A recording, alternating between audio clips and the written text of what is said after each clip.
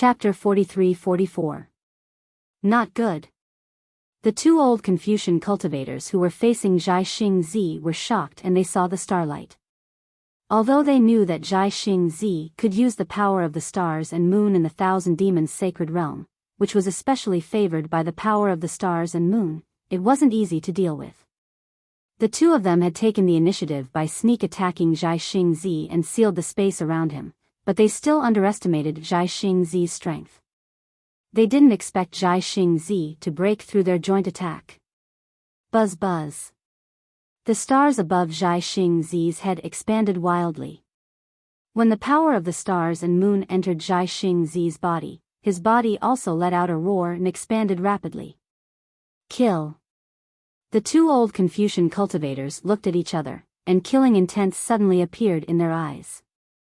They each opened their mouths, and two streams of sword light with green light shot towards Zhai Xingzi's chest and back respectively.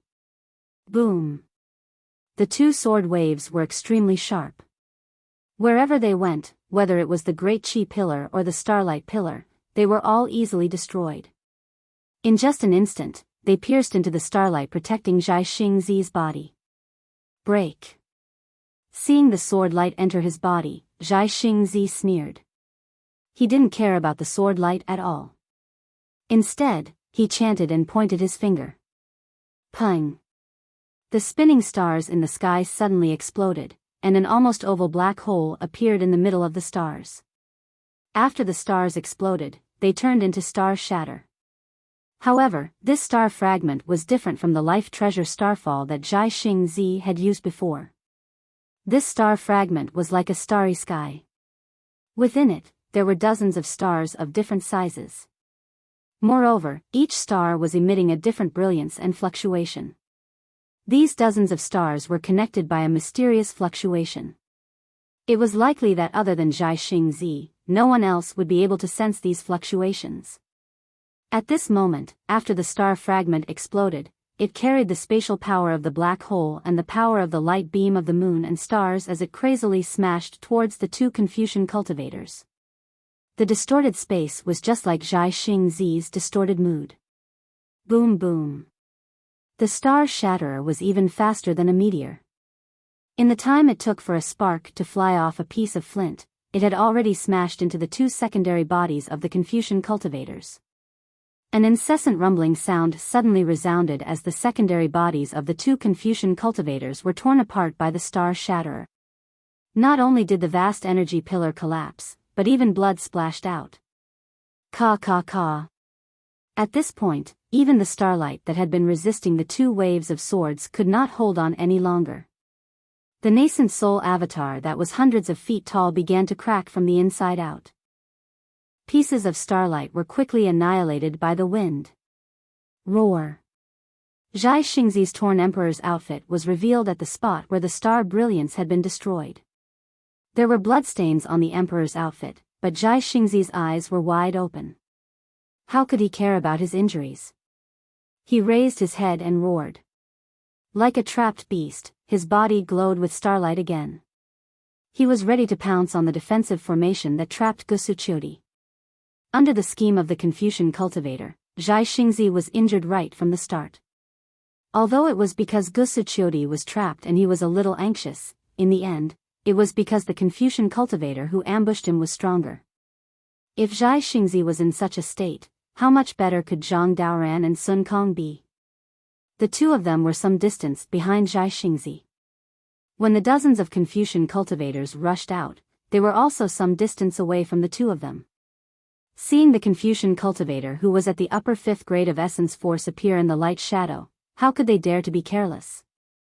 One by one, they activated their magic power and revealed their nascent soul avatar.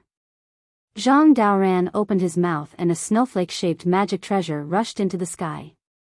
This magic treasure was called Drifting Snow. He obtained it from Tsang Langzi's cave. After more than 200 years of sacrificial refining, it really made him like a tiger that had grown wings. When the magic treasure Drifting Snow landed in mid-air, the nearby space was immediately frozen. The ice shards that were as thin as hair were like wrinkles of time. In the blink of an eye, they covered 100 feet area. Moreover, with Zhang Daren's activation, they quickly pounced on the Confucian cultivator who was not far away. Ka ka ka. Layers of inscriptions flew out at this time and collided with the ice shards. There was a low sound of ice cracking. The space within 100 feet shook rapidly. It was like a battle between wind and snow. The space within 100 feet was dark. Huff huff. In just a few breaths, thousands of small flames were born in the dark space. These flames were crimson in color. Among the crimson flames, strands of inscriptions jumped lively. In the core of each flame, there was a crimson heart shape that was slowly beating. Zhang Daoran. You're just a so-so. Opposite Zhang Daoran, the Confucian cultivator who held the Ming Lu chain laughed arrogantly. On his smiling face, crimson flames flashed in his eyes. Is that so? Zhang Daoran was not angry. He only responded faintly. Then, he opened his mouth. Pooh. A light blue crystal light as thick as a thumb fell into the drifting snow. Wang. The drifting snow let out a roar. Thousands of phantoms flew out from the drifting snow and quickly fell into the space within 1,000 feet. The heaven-earth origin energy within a dozen miles also turned into a hurricane and fell into the thousands of phantoms. Swish swish swish. The space within 1,000 feet emitted the sound of wind. Layers of light appeared out of thin air. Within the light, pieces of jade-like ice crystals condensed from the void. Under the cover of the ice crystals, not only was the Ming Lu chain frozen, even the crimson flames were frozen into ice flowers, unable to move. Even the brows of the old man in scholarly robes were quickly covered in a layer of frost. Not good. Seeing how powerful Zhang Daren's magic treasure was, the Confucian cultivator was shocked. He hurriedly sent a voice transmission, "Senior brother, come help me." Boom. Everything had been planned. Before the Confucian cultivator's cry for help could be heard, the other Confucian cultivator raised his hand and slapped the top of his head. A three-colored true energy soared into the sky and condensed into a three-colored fire crow in the air. It flew toward Zhang Daren's drifting snow. Wherever the fire crow went, the space was burned until it was distorted. The space frozen by the drifting snow was also instantly shattered. Damn it. Zhang Daoran cursed under his breath. He wanted to activate Snowdrift again.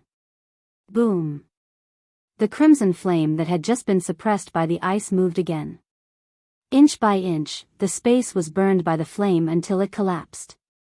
It quickly pounced towards Zhang Daoran.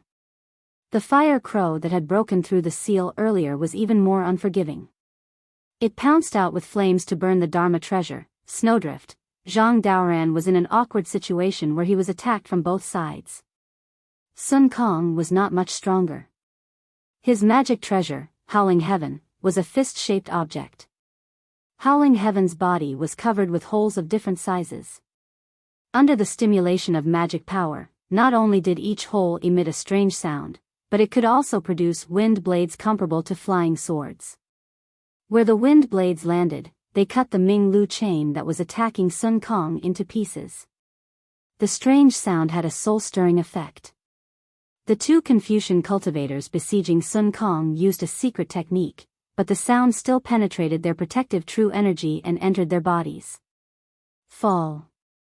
At this time, the two old Confucian cultivators besieging Sun Kong looked at each other and chanted incantations at the same time. They opened their mouths and two shining tokens flew into the air. The tokens were black and yellow in color. As soon as they fell into the air, they immediately produced many inscriptions. The inscriptions roared and an aura filled with the will of heaven and earth came out of the inscriptions and quickly shrouded the space around them. The inscriptions intertwined like tentacles, and the two talismans fell from the sky like mountains, as if they were going to suppress Venerable Master Sun Kong. The Xianhuang token? Master Sun Kong was originally a bit puzzled, but when he saw the two talismans with the will of heaven and earth seal the space around him, the true essence around him showed signs of condensing under this will. He suddenly realized something and cried out in shock, "You! Why are you all here?" Sun Kong and the other three had been in the Thousand Demons' sacred realm. Like Shui Mingzi and Ao Zhantian, they were often attacked by demons. Although they had done enough homework to deal with demons and beasts, they had never thought that they would be attacked by Confucian cultivators in the Thousand Demons' sacred realm, let alone that they were masters of the Xianhuang token. Ha! When the two old men saw that Sun Kong recognized the Xianhuang token, they laughed proudly and shouted, "How dare you! You actually cultivated to the 5th level of origin energy without permission from the Immortal Palace. Since you have violated the rules of the Immortal Palace, you will naturally be punished. Now that you are listed on the Xian ranking, not to mention the Thousand Demons' sacred realm, even if you run to the ends of the earth, I, the Xianhuang token, will take your heads in accordance with the immortal law." Damn it, damn it! Exalted Sun Kong roared furiously. At this moment, how could he not understand that the dark yellow token had surely obtained the news that Xiao Hua had been suppressed, and that was why it had intercepted and killed them on the way to Bai Qingyu. Amidst his rage, Venerable Master Sun Kong raised his gaze and saw that besides the 6 Confucian cultivators that were besieging them, there were almost 10 other Confucian cultivators that were similarly at the upper 5th grade of origin energy that had already activated the chains of inscription to seal off an area of 50 kilometers around them. Once this seal was completed, not to mention the 4 of them, even if there were 4 more, it would still be impossible for them to escape from this seal. What should we do? Sun Kong was a little anxious for a moment. He thought of Xiao Hua, whom he had not seen for more than 200 years, and thought to himself, perhaps we only have a chance of survival if Daoist Xiao is here? After a moment, Sun Kong shook his head again. He knew very well that Xiao Hua had been suppressed by Bai Qingyu's Demon King, so it was impossible for him to appear here. I'm afraid we can only rely on ourselves. Sun Kong gritted his teeth and waved his sleeve. The demon beast Chang'an charged out from his Daoist robe, boom! Boom! Boom! At this critical moment, a thunderous roar suddenly came from below them. 3 thumb-sized brilliant light spots appeared from the chains of inscription that had trapped Gusuchuri first. The moment these light spots appeared, they immediately transformed into a vortex. Not only did all the light spots fall into it, but even the mighty pillars of energy that fell into the chains of inscription like raindrops also charged into it. The vortexes took shape in just a moment. They were like 3 full moons, and a cold light instantly covered an area of 3,000 meters. Then, 3 soul-destroying auras shot out from the vortexes of light, instantly locking onto the 3 Confucian cultivators who were surrounding Zhai Xingzi, Zhang Daoran, and Sun Kong. Chapter 43-45. Shoot! Shoot the moonbow! The 3 Confucian cultivators turned pale with fright. Although they didn't know what this aura was, that cold brilliance had already frozen their blood. They didn't dare to be careless and hurriedly activated their subbodies. The hands of the subbodies fell towards the light spots from 3 different directions, wanting to destroy them before the light spots could form. Whoosh!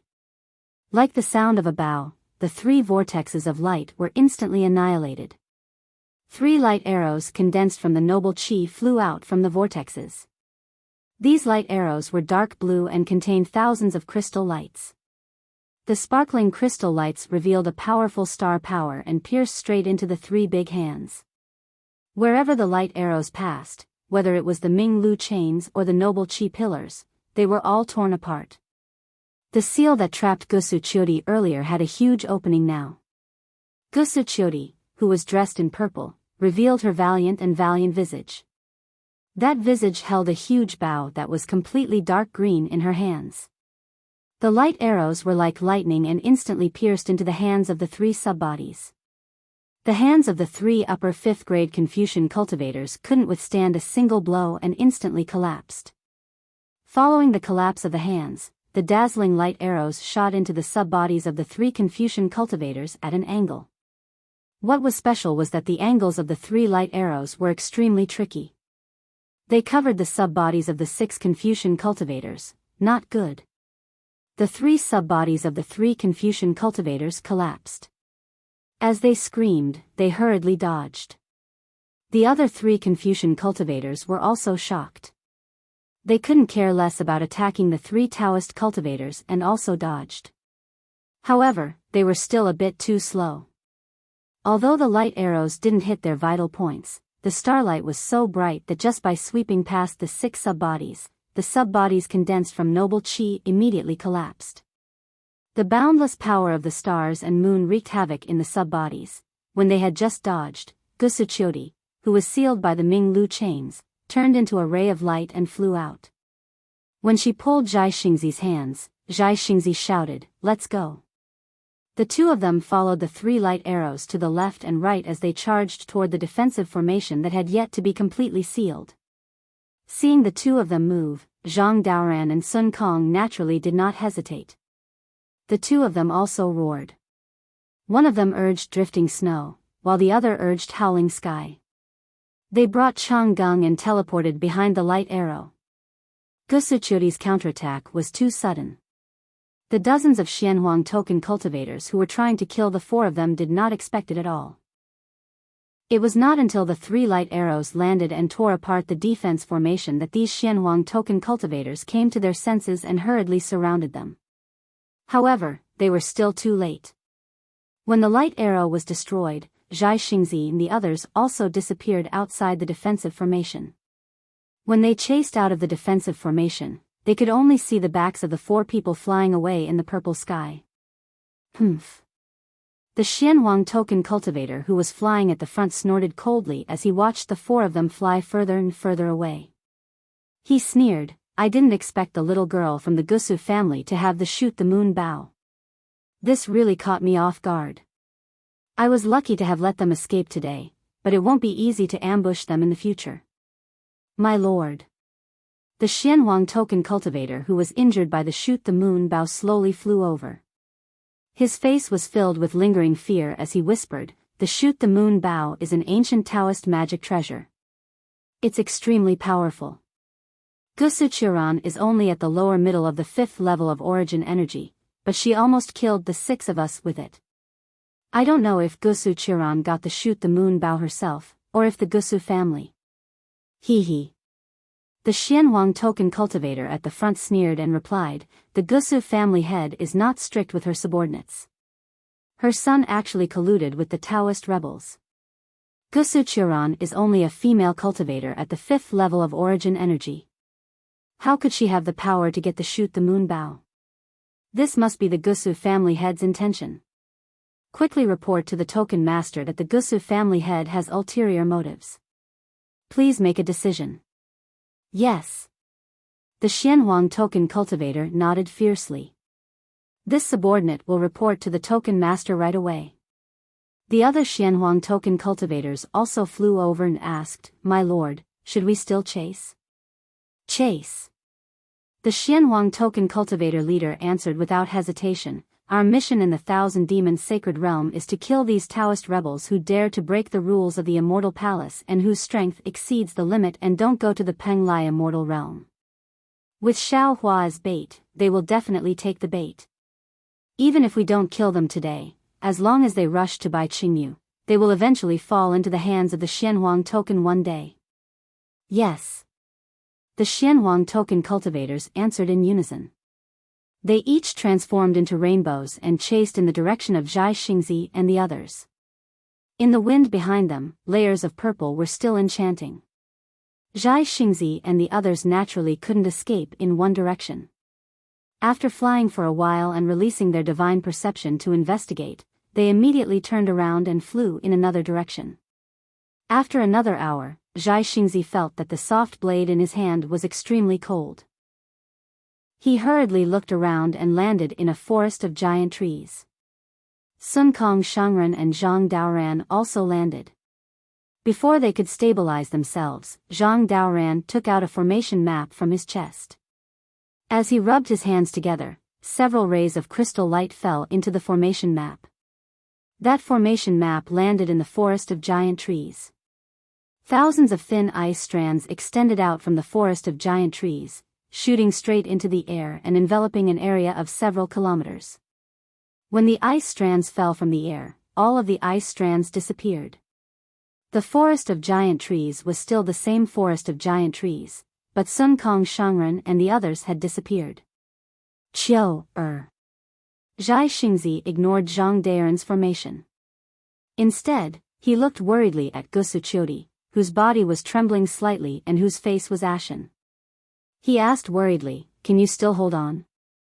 "I'm fine, Xingzi." As Gusu spoke, several strands of frost appeared between her brows. This frost landed on Gusu's beautiful brows, causing Zhai Xingzi's heart to ache. You're old."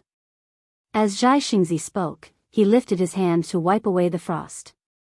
However, when his fingers touched the frost, an extremely cold aura immediately crashed into his fingers. A patch of starlight instantly appeared in his palm. Shooting moon bow. Zhai Xingzi wanted to say something, but he stopped himself just as the words reached his mouth. Zhai Xingzi. Zhang Daoran, who had finished setting up the formation, flew over. He lifted his hand and took out a fiery red pill from his chest. He passed it to Zhai Xingzi and said, "This is the scarlet flame pill that I refined. Let Chudi consume it first." "All right." Zhai Xingzi received the pill. As he looked at Gusu, whose face was becoming increasingly cold, he forced a smile and said, Open your mouth." "Yes." Gusu's eyes were a little blurry. She opened her mouth with great difficulty. When Zhai Xingzi placed the medicinal pill into Gusu's cherry mouth, a fiery red color visible to the naked eye instantly appeared on Gusu's neck and spread in all directions. In an instant, the frost that had formed between her brows began to melt. "Zhai Xingzi, let me rest for a moment." Gusu struggled to get up from Zhai Xingzi's embrace. How did she look like a level 5 Essence Energy Grandmaster? "All right." Zhai Xingzi hurriedly helped Gusu sit down. When Gusu opened her mouth, a stream of essence energy gushed out. It slowly floated in the air and landed on her forehead. Only then did Zhai Xingzi relax. He looked up at Zhang Daoran and Sun Kong not far away and flew over. I really didn't expect this." Before Zhang Daoran and Sun Kong could speak, Zhai Xingzi spoke first. The Immortal Palace actually extended their hands into the Thousand Beasts Sacred Realm. Zhang Daoran looked at Sun Kong. The two seemed to have already discussed something via voice transmission. They had a tacit understanding and didn't speak. Zhai Xingzi bit his lips. He was also a little hesitant. He only said this one sentence and didn't say anything else.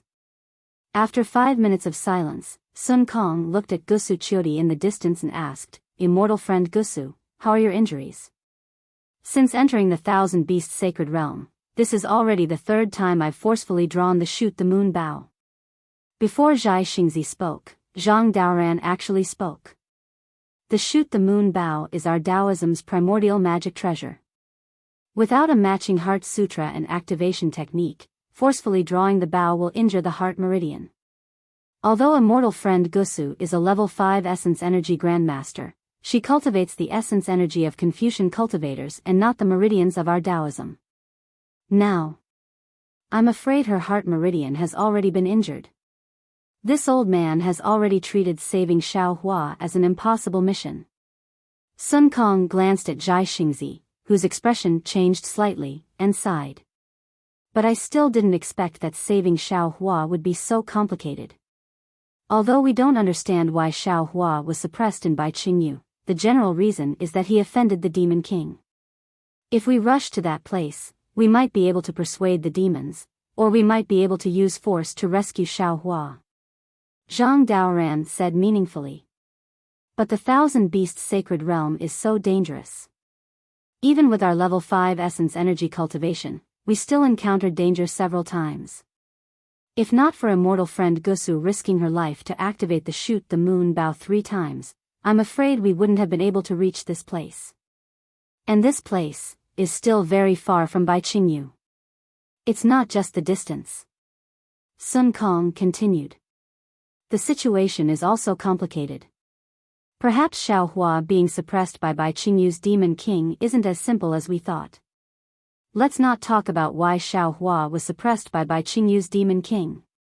Just by looking at the Xianhuang token lying in ambush here, we can see that they're planning to eliminate us in one fell swoop. Zhai Xingzi finally spoke. Presumably, the Immortal Palace already knows about our relationship with Xiaohua. Since they couldn't find any traces of us in the hidden Immortal Continent, they might as well set up an ambush in the Thousand Beasts Sacred Realm. Moreover, according to what I know, the three of us aren't the only ones who have an extremely good relationship with Xiaohua. Back then, there were many who received Xiaohua's favor on Yaotai Mountain. The Xianhuang token must have also sent many Xianhuang token Confucian cultivators to intercept and kill those nascent soul cultivators, right? With the Immortal Palace taking action. Sun Kong looked at Zhai Xingzi and said very seriously. Our trip to the Thousand Beasts Sacred Realm isn't as simple as saving Xiaohua. Therefore, Daoist Zhai Xingzi, it's inconvenient for you to bring immortal friend Gusu along, right? Chapter 43-46. In my opinion, since Lady Gusu is already injured, why don't you bring her back temporarily? Or find a secret place? Zhang Daoran took the opportunity to persuade him. Unfortunately, before Zhang Daoran could finish, Zhai Xingzi cut him off. No. That's impossible. Sigh, why do you have to do this? Zhang Daoran and Sun Kong sighed at the same time. Evidently, they weren't surprised by Zhai Xingzi's answer. Xiaohua has saved this old man's life, no, all of us. Zhai Xingzi replied calmly. Furthermore, if it weren't for Xiaohua, we wouldn't have been able to enter Tsang Langzi's cave abode, and we wouldn't have been able to enter the out-of-aperture stage so easily. In fact, all of this is secondary in my heart. What I value is Xiaohua's trust in me. It's undeniable that Xiaohua is the most important reason why the three of us can be so close to each other. If not for Xiaohua's unwillingness, the four of us would have become sworn brothers long ago. Although we haven't become sworn brothers, in my eyes, the two of you and him are already my brothers. I'm willing to sacrifice my life for all of you. Zhai Xingzi turned to look at Gusu Qiudi, who was recuperating, and said, there's a saying in the secular world, brothers are like limbs, while women are like clothes. Qiu is my lover, so I can't really treat her like clothes and throw her away. However, to save Xiaohua, I'm willing to follow the two of you to Bai Qingyu. Humph. Gusu Qiudi's cold voice sounded. Who dares to leave me here? Qiu. A hint of awkwardness appeared on Zhai Xingzi's face. However, he still said resolutely, your injuries have worsened. It's really not suitable for you to head to Bai Qingyu. You should rest here. After we save Xiaohua, bullshit. Gusu Qiudi had already finished recuperating. She floated up and looked at Zhai Xingzi with bright eyes. Xingzi, do you remember what we said on Heartbreak Mountain? Zhai Xingzi's gaze was a little distant, as if he didn't dare to look into Gusu Qiudi's eyes. You know that it's a dead end. Why did you go and leave me alone in this world? You clearly know that after you leave, you won't be able to come back. Why do you have to leave me with loneliness? How can I live without you? Gusu Qiudi said word by word, when we left Broken Heart Mountain, we promised to live and die together, never to be separated again. You. Have you forgotten? Xingzi, do you know why I pulled the Shoot the Moon bow without hesitation? Do you know why I'm not afraid of the backlash from the Shoot the Moon bow? Because ever since I stepped into the Thousand Demons Sacred Realm with you, I never planned to return alive. Sigh. Zhai Xingzi sighed.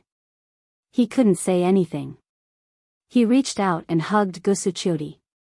Only the warmth in his arms answered Gusu Qiudi's question. Sun Kong and Zhang Daoran glanced at each other before they tactfully moved to one side. After a while, Zhai Xingzi opened his mouth and said, Qiu, it's been hard on you. Hee, there's nothing to be sad about. Gusu Qiudi smiled and said, Xiaohua can be considered our matchmaker. Back then, I wanted to be a matchmaker to return this favor. However, that little girl Exian doesn't know what's good for her. There's nothing I can do. Today, I'll return my life to this brat. At this moment, Xiaohua naturally didn't know that Gusu Qiudi and the others were going to return their lives to him. He leisurely flew behind Shui Mingzi and Ao Zhantian with an arrogant expression. Xiaohua, a python dragon with a noble bloodline, was acting very well. In his eyes, there was only Ao Zhantian, a descendant of the dragon race. Of course, there was also a trace of disdain in his eyes. This was because Ao Zhantian wasn't a descendant of the Dragon Palace of the Four Seas, nor was he a descendant of the Dragon Island.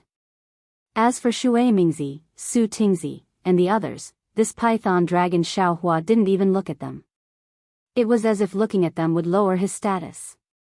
Su Tingzi and the others were also filled with disdain when Xiaohua treated them like this. What was the difference between this and those despicable humans who tried to curry favor with the powerful? Su Tingzi and the others had seen a lot of this. However, Su Tingzi and the others couldn't help but admire this arrogant python dragon. Ever since they met Xiaohua, Su Tingzi and the others didn't even need to make a move against ordinary demonic beasts. This python dragon flew in front of them and raised its head, releasing a ferocious aura. All the demonic beasts in front of them would be scared witless. Even if they met some troublesome demonic beasts, Ao Zhantian, Shui Mingzi, and the other great grandmasters of the 5th level of origin energy couldn't deal with them. This python dragon with a powerful demonic body didn't use any special abilities and only released its original form. Its huge python body covered the sky as it smashed down. Most of the demonic beasts would be smashed into pieces, and they would also be scared witless. Of course, if they really met an incomparably powerful opponent, the python dragon Xiaohua transformed into wouldn't care about the life and death of Ao Zhantian, Shui Mingzi, and the others. It would escape without a trace. However, the strange thing was that every time Ao Zhantian, Shui Mingzi, and the others were about to be killed by the demon race, there would always be a mysterious demon race that would appear out of nowhere and break the deadlock that they were about to face. Moreover, these strange demonic beasts came in all shapes and sizes. Even Shui Mingzi had never heard of many of them. What left the deepest impression on Shui Mingzi was that once when they passed by a swamp, they saw an overwhelming number of man-eating demonic beasts surrounding them. Although Ao Zhantian's magic treasure was powerful and killed many of the demonic beasts, there seemed to be an endless stream of demonic beasts in the swamp. At that time, even the most vigilant python dragon didn't manage to escape in advance. Just as everyone was about to be killed, the nemesis of the demonic beasts suddenly appeared in the swamp. It was a type of vine that Shui Mingzi had never seen before. This vine was even more powerful than a 7th level origin energy demonic beast. Wherever it went, the demonic beasts would collapse. In just half a cup of tea's time, the entire swamp was occupied by the vines. The vines that occupied the swamp seemed to be tired and didn't pay any attention to Shui Mingzi and the others. Xiaohua transformed into a python dragon and fled first. Only then did Shui Mingzi and the others come to their senses and hurriedly escape from the danger zone. That vine was naturally the sky-soaring vine that Xiaohua released. The other demonic beasts were also released by Xiaohua from the Shenhua continent. Under Xiaohua's disguise, no one discovered anything strange. While everyone looked down on Xiaohua, they made use of Xiaohua and then went to rescue Xiaohua. However, what puzzled Ao Zhantian and worried Shui Mingzi was that after encountering the gathering moth beast that night, Enchanting, who had lost his physical body, disappeared without a trace. Regardless of whether everyone waited at the agreed location or Ao Zhantian used a secret technique to investigate, there was no news at all. The danger that followed made everyone realize how dangerous the Thousand Beasts Sacred Realm was. Everyone thought that Enchanting's nascent soul had been swallowed by the demonic beasts or demonic beasts. In fact, not to mention Ao Zhantian and the others, even Xiaohua himself thought that Enchanting's nascent soul had disappeared from this world.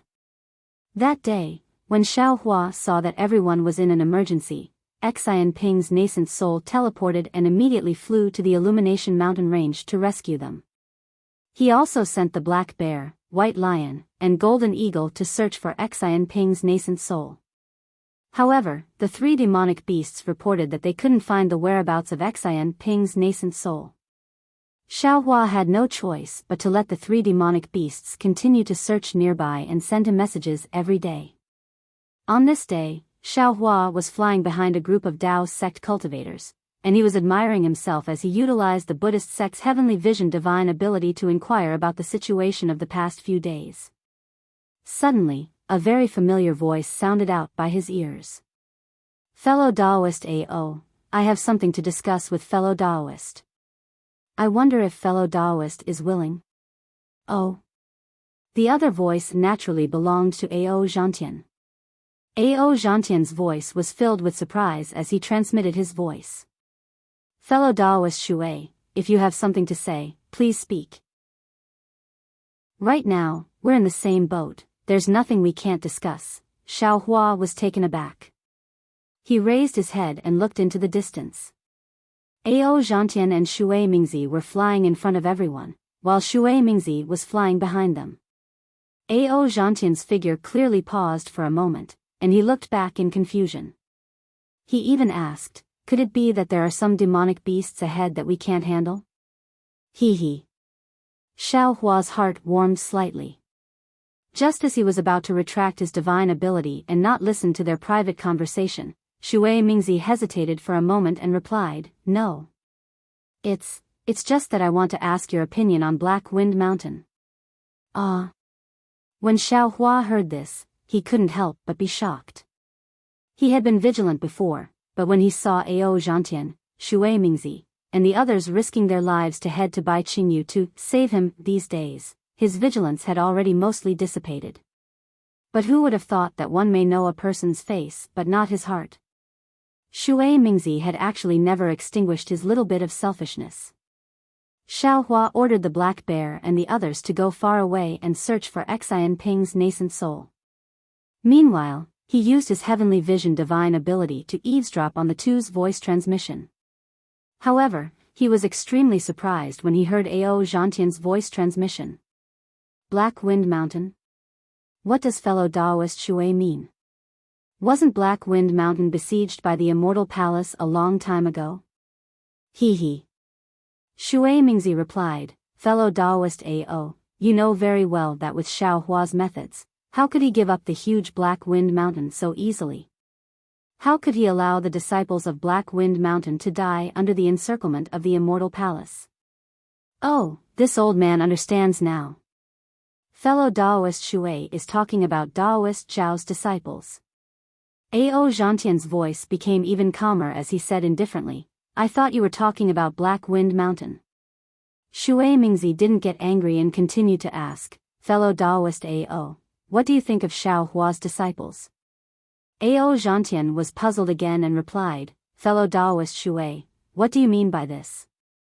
Those disciples belong to Taoist Xiao, what do they have to do with this old man? What can this old man think of them? Hee. Shui Mingzi chuckled and said, fellow Taoist Ao, since we're here and have experienced life and death together, this old man will be frank with you. This old man doesn't believe that, you're here purely to save Xiaohua. Chapter 43-47. Hee. Ao Zhantian turned his head slightly and glanced at Shui Mingzi from the corner of his eyes. A strange expression appeared on his face as he transmitted his voice, so you didn't come to the Thousand Demons Sacred Realm purely to save Xiaohua and Tao Master Xiao, right?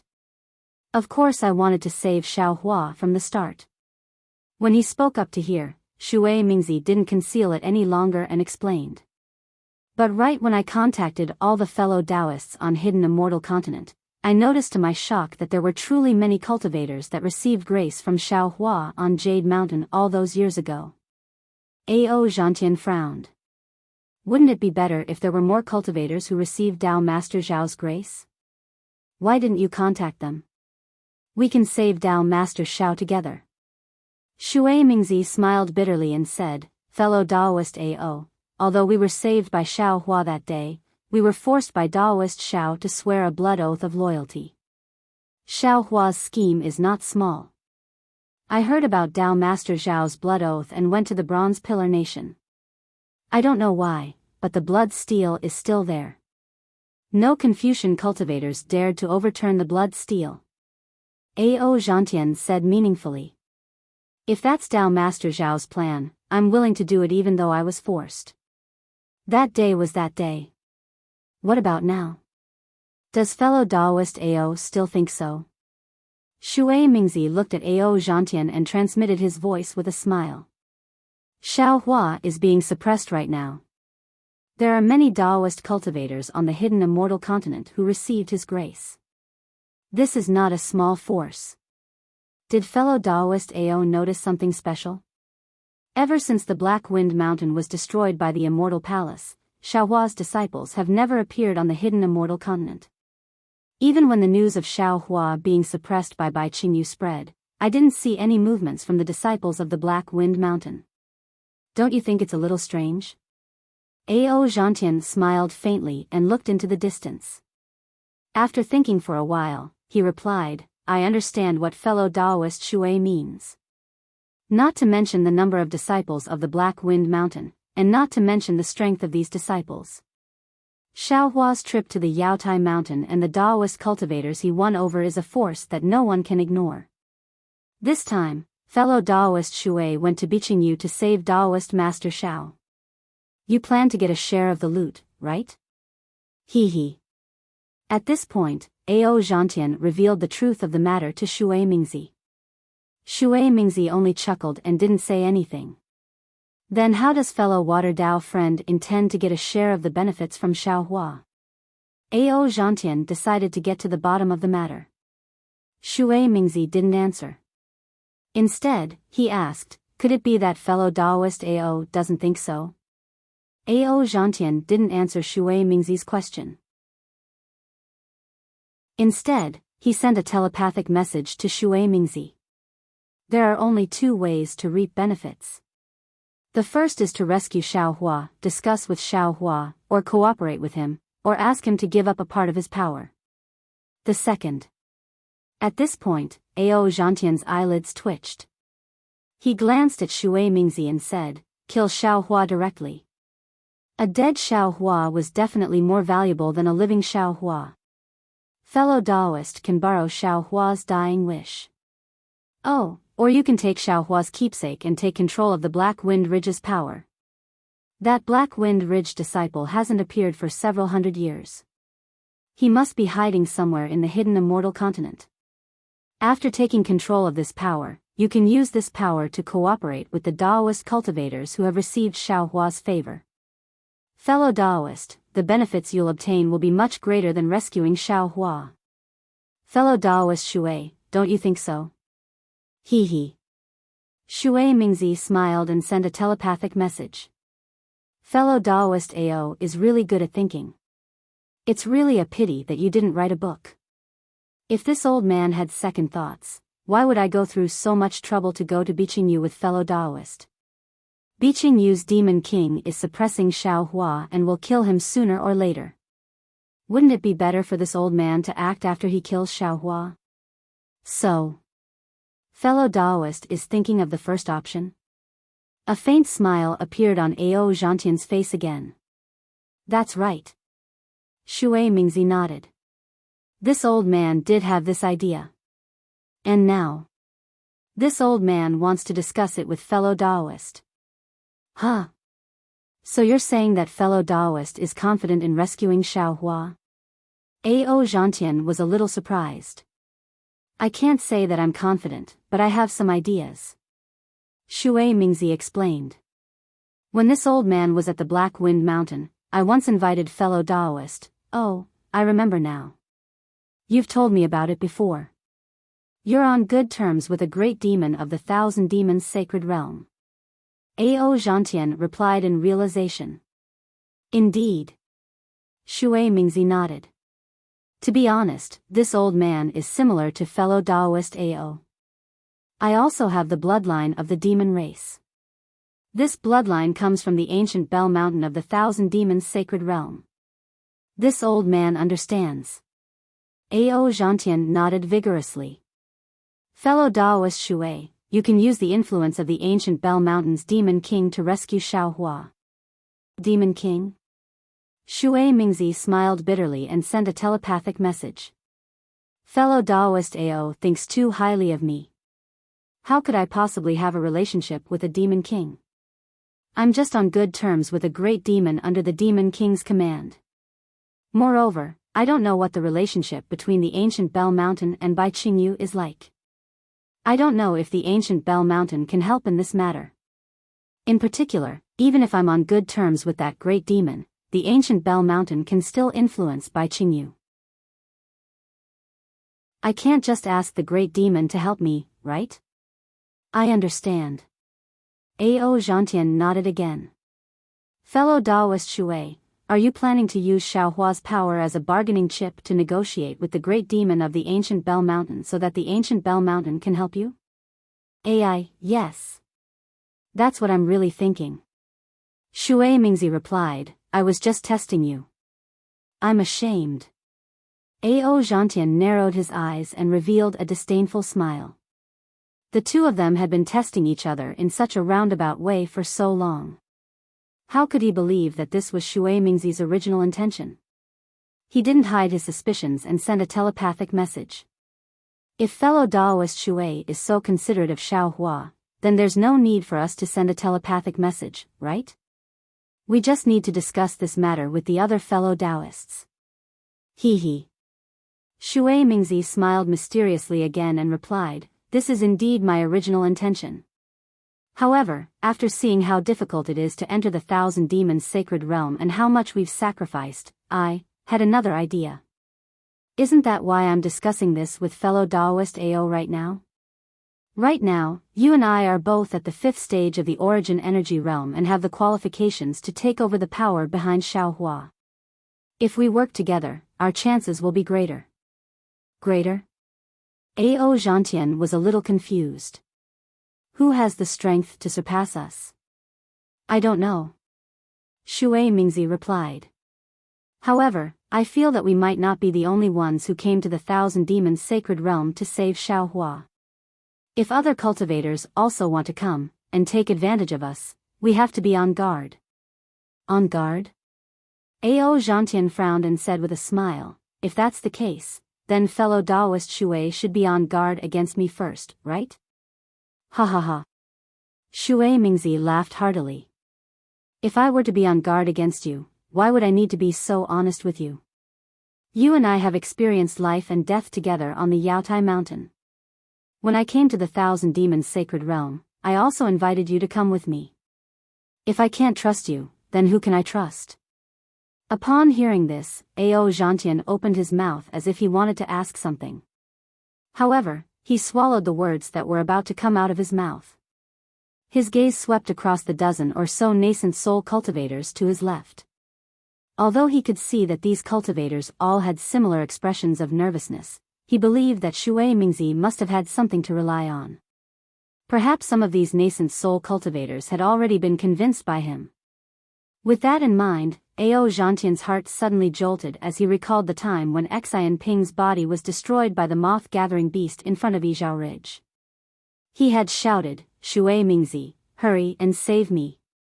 At that time, Ao Zhantian didn't pay much attention to Enchanting's disrespectful words. He only thought that Enchanting was panicking and was being rude. However, now that he thought about it, Shui Mingzi must have already made some sort of deal with Enchanting. Ao Zhantian pondered for a moment before replying, fellow Daoist Shui, I thank you for your trust in me. However, I am a descendant of the dragon tribe and have some influence on the hidden immortal continent.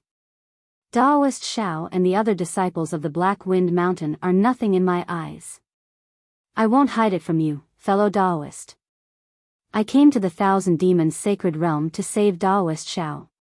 Of course, I have to pay a price to save Daoist Shao. I hope that Daoist Shao will allow me to retract the blood oath I swore for 1,000 years. So that's how it is. Shui Mingzi muttered doubtfully. Fellow Daoist Shui, I don't care what you think or what you do. However, Xiaohua is my savior, so I don't want you to lay your hands on Xiaohua. As for the deal between you and Xiaohua, I'm not interested in it either. Ao Zhantian seemed to have made up his mind a long time ago as he finally spoke his mind. Of course, if fellow Daoist Shui has any plans that require my help, I won't refuse. Good. Shui Mingzi appeared to be very happy as he nodded. I'm very happy that fellow Daoist Ao has such thoughts. Let's sign the contract now. All right. Ao Zhantian agreed. Let's sign the contract now. Shui Mingzi and Ao Zhantian had made their intentions clear.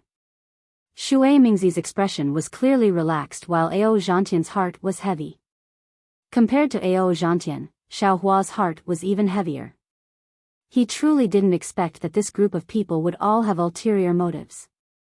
If he hadn't transformed into a python dragon, how could he have known what they were thinking? When Xiaohua had first transformed into a python dragon, he had felt that his recent actions were unnecessary. Now, however, he felt incomparably fortunate.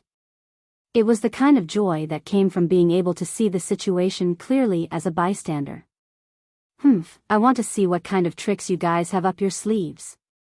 Xiaohua thought coldly as he narrowed his eyes. He didn't retract his heavenly eye divine ability. Chapter 43-48. At this moment, Ao Zhantian's heart was a little heavy.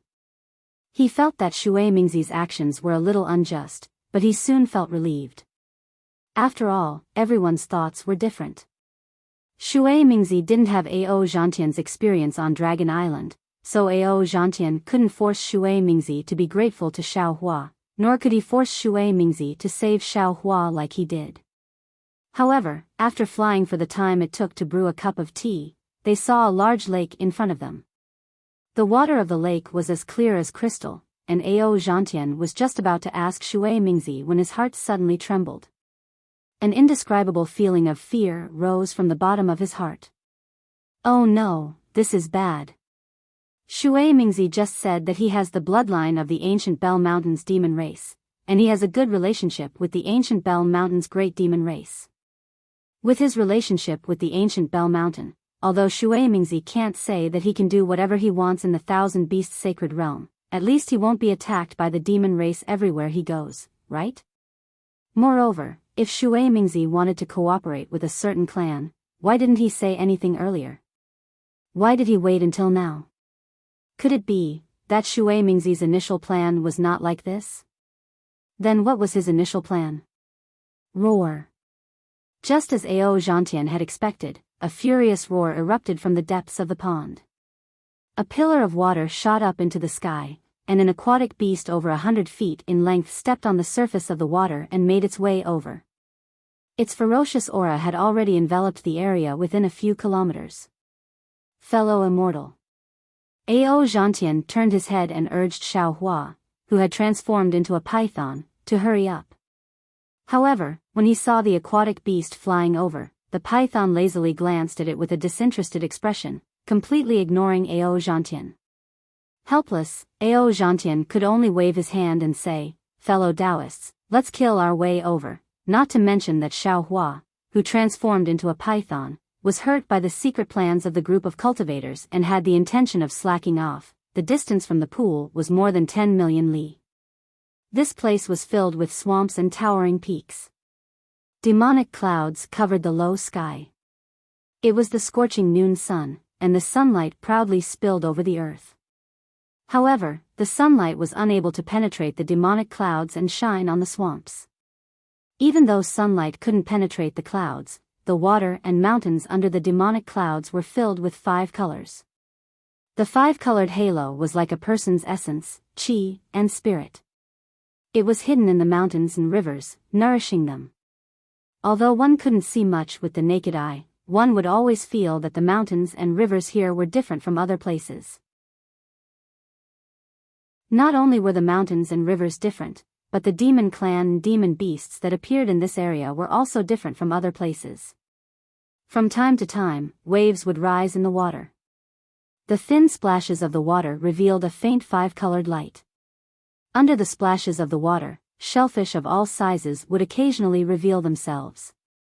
Whether it was the small shellfish that were only a few feet long or the big shellfish that were more than 100 feet long, these shellfish had some strange talismans engraved on their shells. The talismans themselves did not have any luster, but under the light of the water, they revealed 5 colors. Some of the colors even formed a halo in midair, hanging there for a long time, like rainbows after rain. Between the mountains, there would occasionally be some water clan members holding weapons and moving in groups. Most of these water clan members were shellfish. From time to time, the flapping seashells would shine a colorful light onto the mountain peak, making the mountain peak look even taller and more upright. At this moment, buzz! In the distant sky, a rainbow appeared, but in a moment, it landed on one of the mountain peaks. After the rainbow faded, a beautiful female cultivator was revealed. It was Fairy Jing, who had died after drinking the forgotten love water on Broken Heart Mountain. As soon as Fairy Jing landed on the mountain, there was a 5-colored demonic light that clashed with each other. The demonic light rushed out of the mountain about 100 feet to the left of Fairy Jing and turned into hundreds of oval-shaped halos that enveloped Fairy Jing. Wherever the halos landed, the energy of the world was isolated and the space was restricted. Even the sunlight and the water were blocked. It looked very strange and powerful. Seeing this, Fairy Jing wasn't in a hurry. The 3-colored light around her flashed and a heart shell appeared out of thin air. This heart shell was different from the one she gave to Xiao Hua. Not only was the heart shell several times larger, but there were also many more lines on the heart shell. What was special was that the tricolored light of the lines shrank and contracted slightly. It gave off a feeling that made one's heart tremble. It was as if it was a voice or a gaze that made one involuntarily intoxicated. After Xian Bei was taken out, the tricolored light suddenly swelled in all directions and landed within the 5-colored demonic light. The 5-colored demonic light paused in midair, but the tricolored light did not stop. It continued to spread in all directions. When the light had swelled by over 100 feet, the 5-colored demonic light shattered with a bang. While most of the demonic light entered the mountain rocks, a small portion of the demonic light turned into a fist-sized banner that charged into the swamp below the mountain peak. The demonic light fell into the lake and there was another loud bang. A pillar of water rushed out from the bottom of the lake and more than a dozen demons came out with weapons in their hands. Who are you? Are you the king's descendant? The patrolling demons saw that Fairy Jing was a human and was standing on the mountain peak safe and sound. Although they didn't see the heart shell, they knew that she was the descendant of Demon King Bai Qingyu. Although their tone was very serious, there was a hint of intimacy in their tone. I am Li Jing.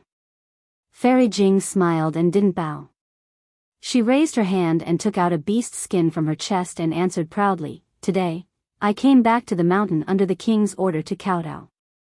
Please report to me, patrolling mountain. The king's order? The leader was shocked and looked at Fairy Jing in disbelief. A large hand reached out from the shell and said respectfully, Please show me the king's order, Fairy. Oh. Fairy Jing was also puzzled. As she handed the beast skin to the patrolling demon, she said curiously, Normally, when I return to the mountain, even my token won't be carefully checked, let alone the king's order. What's going on today? Could it be that Bai Qingyu has undergone some changes? The mountain patrolling envoy took the beast skin and used his yuan will to probe it. He saw that the 5-colored demonic light on the beast skin was like 5-colored lines that interweaved in an orderly manner within the beast skin. Waves of auras that he was familiar with seeped out from the runes on the beast skin. The mountain patrolling envoy knew that Fairy Jing was right, so he returned the beast skin to her. Then he answered with a smile, What can happen to me, Bai Qingyu? Not to mention the demons of the 1,000 demons sacred realm, even the Confucian cultivators of the hidden immortal continent and the Buddhas of the Western paradise wouldn't dare to find trouble with me, right? Fairy Jing took the beast skin and said with a smile, Then, is there a joyous occasion in the mountain? Hee, it's not really a joyous occasion. It's just a banquet. the patrolling demon said without a care. Banquet? Fairy Jing was even more puzzled. What kind of event is that? PFFF, PFFF, PFFF. Just as Fairy Jing asked that, she heard a series of muffled thunder in the sky. A flying imperial artifact that looked like a flower basket appeared between the clouds. Behind that flying imperial artifact, several demons spread their wings and controlled their demonic clouds to follow behind it. Damn it. The patrolling demon who was talking to Fairy Jing cursed and ordered, "How can we let them rush here? Quick, capture them first." Yes. The demons behind the patrolling demon hurriedly responded. Their bodies glowed with 5-colored radiance, and they immediately turned into rainbows and shot into the sky. These demons didn't directly attack the enemy. Instead, they opened their mouths and took out several colorful flags. When the flags were waved, thunderous sounds could be heard. Woo, woo. A gust of wind suddenly rose, and hundreds of demonic auras shot into the sky from the left side of the mountain. Dozens of demons at the Enlightenment Star and Moon-picking realm emerged from the demonic auras. They all laughed maliciously and charged toward the flying imperial artifact. When the flying magic tool arrived here, it seemed to be trapped by the demonic formation's forbidden array and could no longer fly. When the flower basket opened, hundreds of flowers bloomed.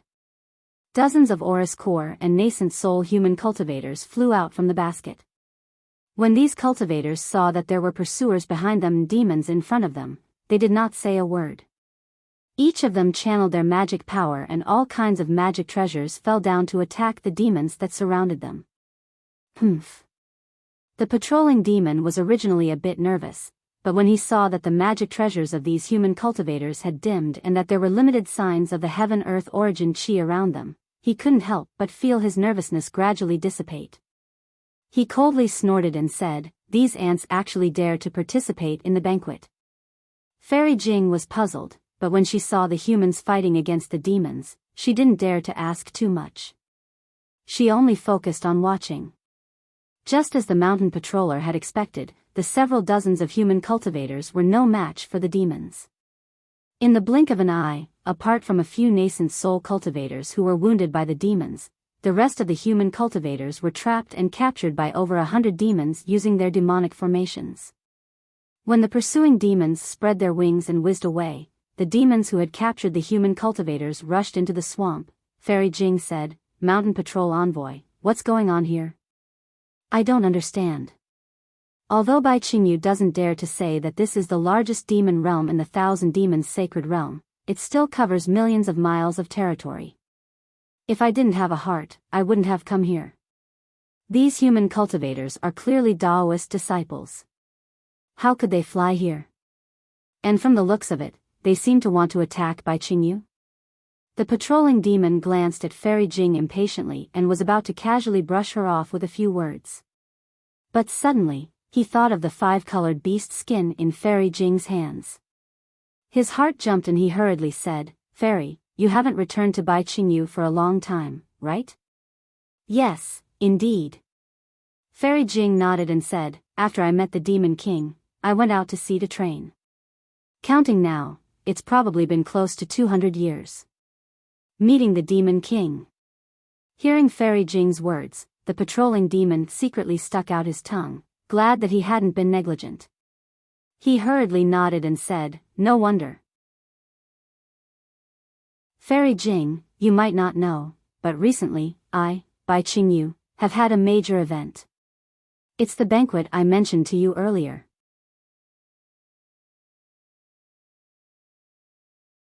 Chapter 43-49. Seeing that Fairy Jing didn't understand, the Mountain Patrol Envoy continued, "I don't know what the Qing banquet is all about. However, because of the Qing banquet, I obtained the Demon King's token, which allows me to relax my vigilance within Bai Qingyu's territory. Regardless of whether they are here to participate in the Qing banquet or not, they will be allowed to enter the depths of the demon territory. However, the Demon King's token also clearly states that the area within 10,000 miles of the Demon King's cave is a forbidden area. Humans aren't allowed to enter. Just now. Hee, maybe it's because the flying artifacts of the humans here are too powerful that they managed to sneak in? It would have been fine if the mountain patrolling envoy didn't explain, but after hearing this, Fairy Jing was even more confused. She asked in surprise, "You're saying these dozens of human cultivators are here for the banquet?" "Yes. They are here to participate in the banquet."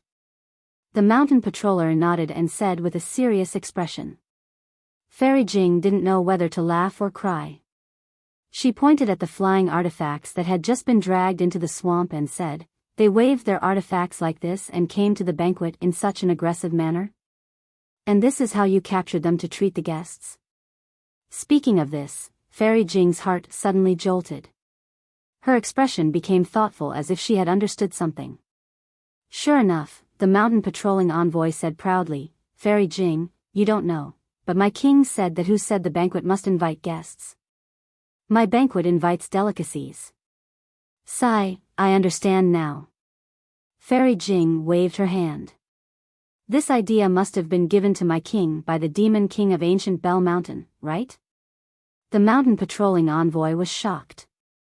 His tentacle extended a thumb, and the respect on his face increased. "Fairy Jing, you're indeed a human, and you're indeed of my king's bloodline. I'm impressed. My king just sent out a message saying that the demon king of ancient Bell Mountain might come today, and he wants us to be careful." "Forget it," Fairy Jing's face showed a hint of arrogance. She waved her hand and said, "I'll go greet my king now." "Fairy Jing, please." The mountain patrolling envoy respectfully bowed. He watched as a cloud appeared under Fairy Jing's feet and carried her into the depths of the swamp. Envy appeared on his face, and he muttered to himself, "Humans are humans indeed. I can't compare to her brain. I only said one sentence, and she understood so much. No wonder she's favored by my king." Fairy Jing controlled the cloud to slowly fly toward a direction. There weren't too many mountain patrolling beasts along the way. However, every time she flew over a mountain or swamp, a powerful sense of origin cheese tea sense would sweep over her. Fairy Jing turned a deaf ear to all of this. Even when she looked at the scenery she hadn't seen in over 200 years, the dense confusion in her eyes didn't dissipate at all. After flying for less than an hour, there were fewer and fewer demons to the left. The scenery became more and more dangerous. On the mountains and in the swamps, there would often be strange lights that would fly out. They would either sweep across Fairy Jing or block her path. Fairy Jing had no choice but to use her heart shell to protect herself. Whenever the tricolored light of the heart shell came into contact with the rainbow would vanish. "Stop." Just as Fairy Jing was lost in thought, a bell-like voice rang out from the swamp. "Oh." Fairy Jing was startled and involuntarily stopped in the air. Below Fairy Jing, a reef over 10,000 feet in size suddenly moved. With the sound of water, the reef flew out of the water. Layers of demonic clouds appeared on the surface of the reef. After the green light flashed through the demonic clouds, a water creature several thousand feet in size blocked Fairy Jing's path. Fairy Jing smiled and bowed. "General Shishui, I'm Li Jing. I've come to greet you on the orders of my king." "Li Jing?" That water creature's head was very big, but his eyes were very small. After blinking a few times, he seemed to remember something, and said with a silly smile, "Oh, this old man remembers. You are that little girl who established a country in the hidden immortal continent. You came here 400 years ago." "Hee, it was 200 years ago." Fairy Jing seemed to have a good impression of General Shishui. She smiled and replied, "Old man, you must be sleepy." 400 years is about the same as 200 years. General Shishui smiled and slowly fell back into the water. He said, "Little girl, you know that this old man likes to sleep, but you still haven't taken out the king's demon king token. Aren't you disturbing this old man's sleep?" Yes, it's my fault." Fairy Jing covered her mouth and smiled. She quickly took out the 5-colored beast skin. The beast's skin immediately gave off a hazy light that covered Fairy Jing. Seeing the five-colored beast skin, General Shishui's body fell into the swamp and turned back into a huge reef. Fairy Jing looked up at the huge island 100 miles away. She took a deep breath and flew over. As they approached the island, the scenery on the island entered Fairy Jing's eyes. There were palaces all over the island.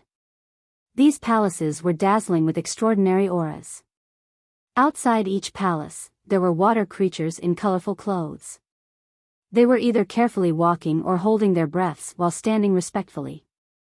Powerful auras rushed out of each palace without any concealment. This was indeed the palace of a demon king. Fairy Jing flew to the front of the island, but she wasn't in a hurry to enter. Instead, she raised her hand and pointed at her heart shell. The heart shell was like a bright star that flashed with brilliance. She then pointed at the five-colored beast skin. The beast skin landed on the heart shell. Whoosh! The five-colored halo on the beast skin suddenly penetrated the beast skin and turned into the shape of a heart shell that rushed into the air above the island. Pop! Like a bubble bursting in the air, the scenery in front of Fairy Jing suddenly shattered. A five-colored whirlpool in the shape of a heart shell appeared out of nowhere. Junior Li Jing has come to greet the king. As the ruler of a country, Fairy Jing was very respectful at this moment. She faced the whirlpool in the air and raised her voice. After a long while, a thunderous voice came out from the whirlpool. Li Jing? Oh, it's you. Why are you only here now? As the voice passed, five-colored brilliance flew out of the whirlpool and covered Fairy Jing's body. Whoosh! Fairy Jing's body and heart shell were sucked into the whirlpool at the same time and disappeared in a moment. When Fairy Jing's body reappeared, she was already in an extremely large space.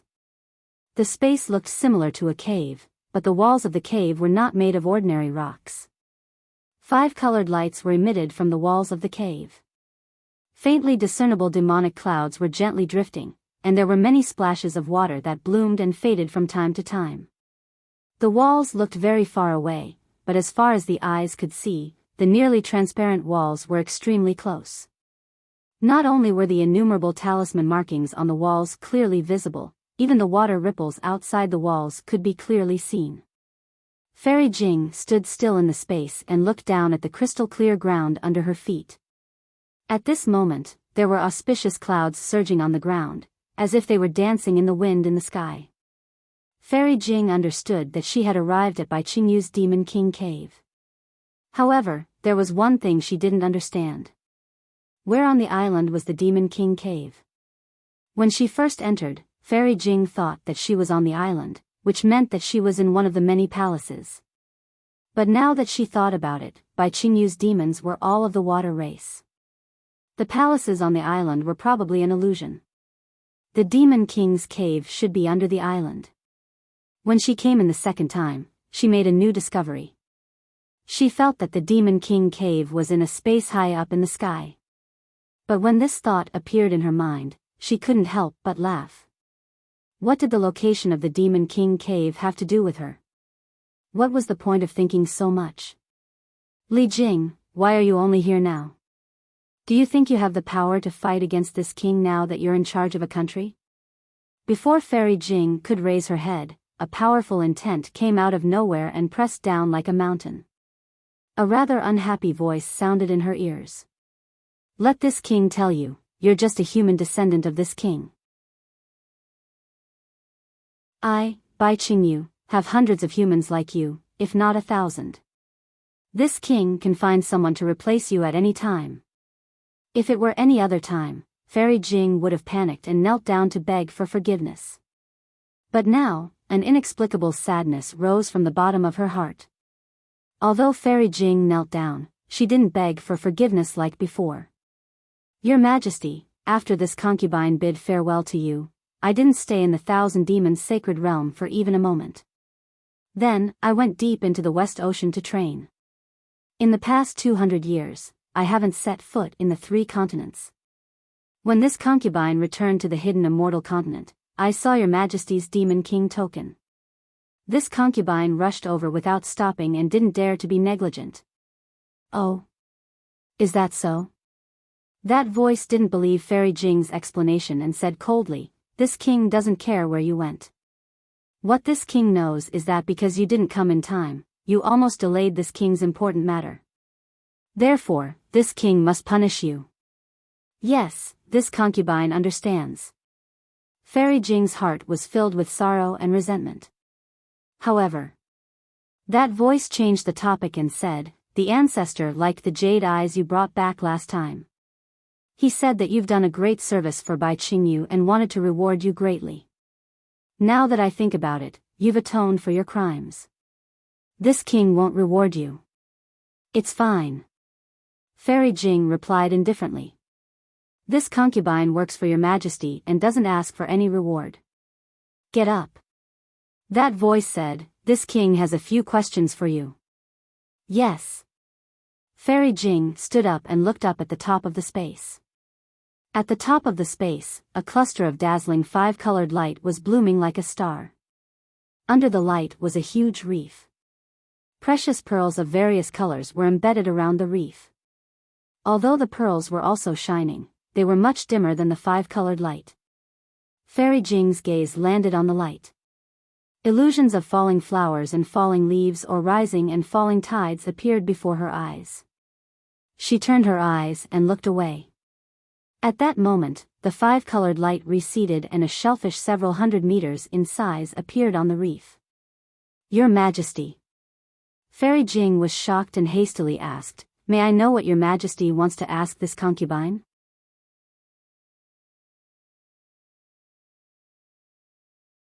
Chapter 4350.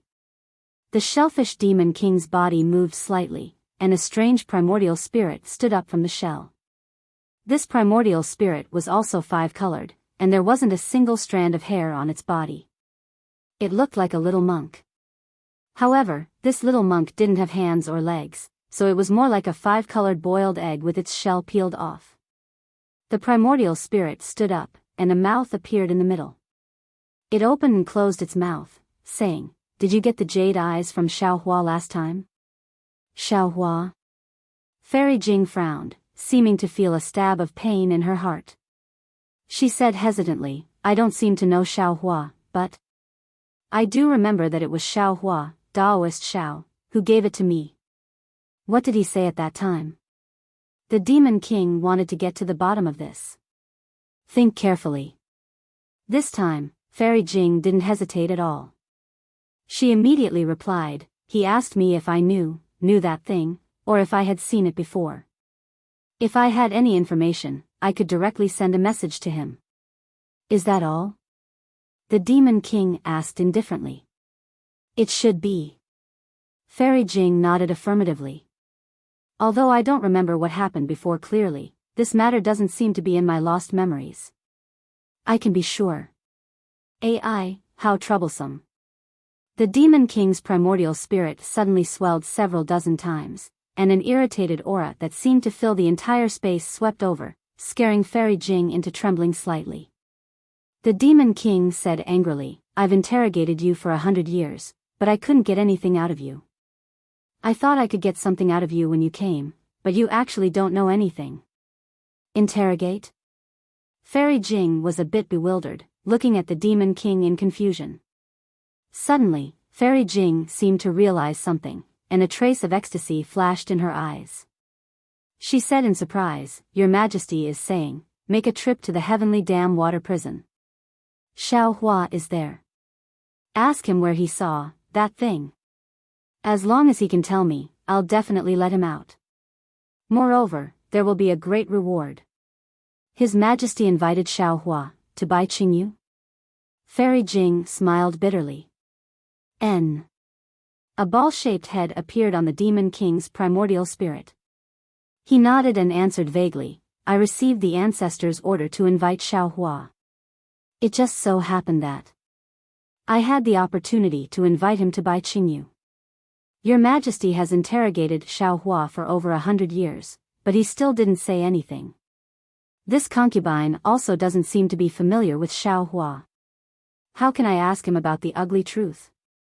Fairy Jing was a bit embarrassed. Bullshit. The Demon King scolded. If you weren't familiar with him, why would he give you such an important jade eye? Over the past few days, there have been many human cultivators trying to sneak into my Bai Qingyu, and a few of them are quite capable. What were they doing here? Isn't it just to save Xiaohua? This Xiaohua really befriended a lot of Dao sect cultivators on Yaotai Mountain. Why didn't he give it to them? Fairy Jing's heart trembled. Thinking of the strange situation outside the Demon King's cave, she immediately understood the purpose of the banquet. However, she still said with difficulty, but, this concubine really isn't familiar with Xiaohua. How do you know it won't work if you don't try? The Demon King said impatiently, quickly go. You don't have much time left. Yes. Fairy Jing didn't dare to disobey the Demon King's order. She hurriedly bowed and walked towards the cave behind her. However, she only took a few steps before suddenly pausing. She paused for a moment. However, she only paused for a moment before raising her foot again and walking towards the cave entrance. However, at this moment, Fairy Jing's heart was in turmoil again. The Demon King has interrogated Xiaohua for over 100 years, but he didn't get any information. He must have lost his patience. That's why he organized the banquet to lure the cultivators of the hidden immortal continent who are on good terms with Xiaohua. He can use them to find the information he wants and even use those cultivators to interrogate Xiaohua. The day of the banquet was supposed to be the day Xiaohua was killed. No wonder the Demon King said, I don't have much time left. It's also strange, Xiaohua. Why does this name sound so familiar? But why is my impression of him so vague? I really don't understand what's going on. Who cares? What does Xiaohua's death have to do with me? Fairy Jing thought as she walked to the cave entrance. There seemed to be light outside the cave, causing Fairy Jing to squint her eyes. She couldn't see the situation outside clearly. When she stepped on the light, it immediately turned into a light screen and slowly opened. Fairy Jing walked out of the light screen. She was clearly outside the island again. Fairy Jing looked around. There was still a hazy mist to her left. It didn't seem to have changed since she entered. Fairy Jing didn't move towards the so-called Heavenly Dam water prison because she didn't know where it was. A moment later, a snake-like demon flew out from the island and arrived in front of Fairy Jing. He said respectfully, Fairy, I am under the orders of the Demon King to send you to the Heavenly Dam water prison. Thank you for your trouble.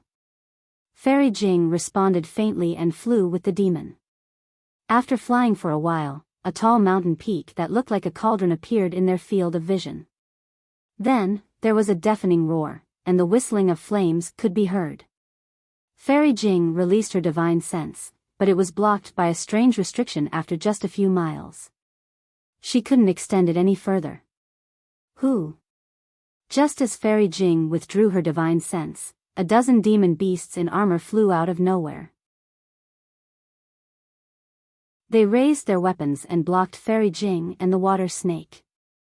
The water snake took out a 5-colored shell and loudly said, I'm under the Demon King's order to send the human Li Jing to the Heavenly Dam water prison.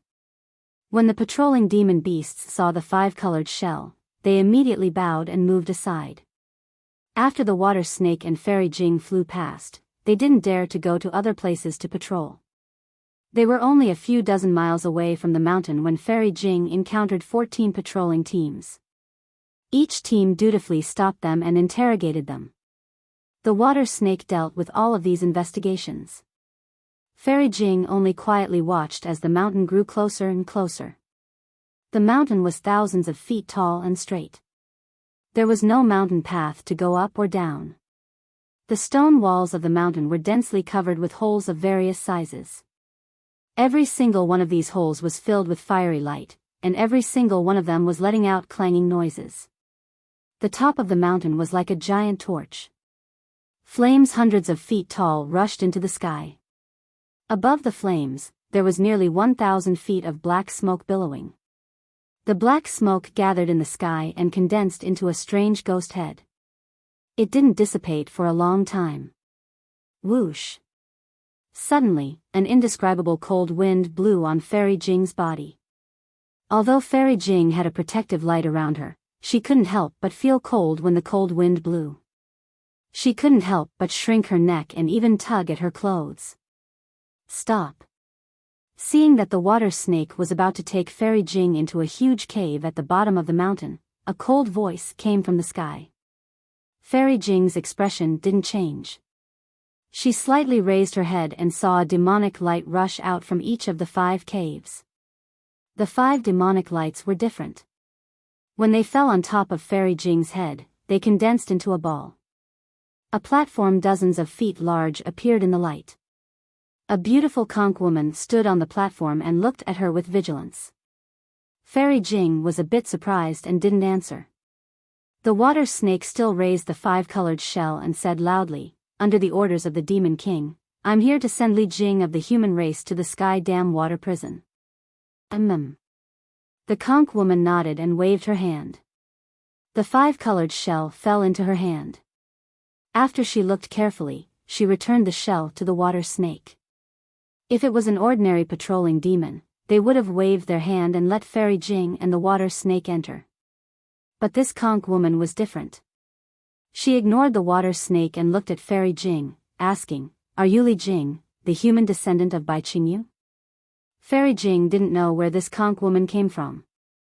But seeing the woman's knife-like eyes looking at her from head to toe and the fact that she was in charge of the water prison, she could only bow and say, "This concubine is Li Jing."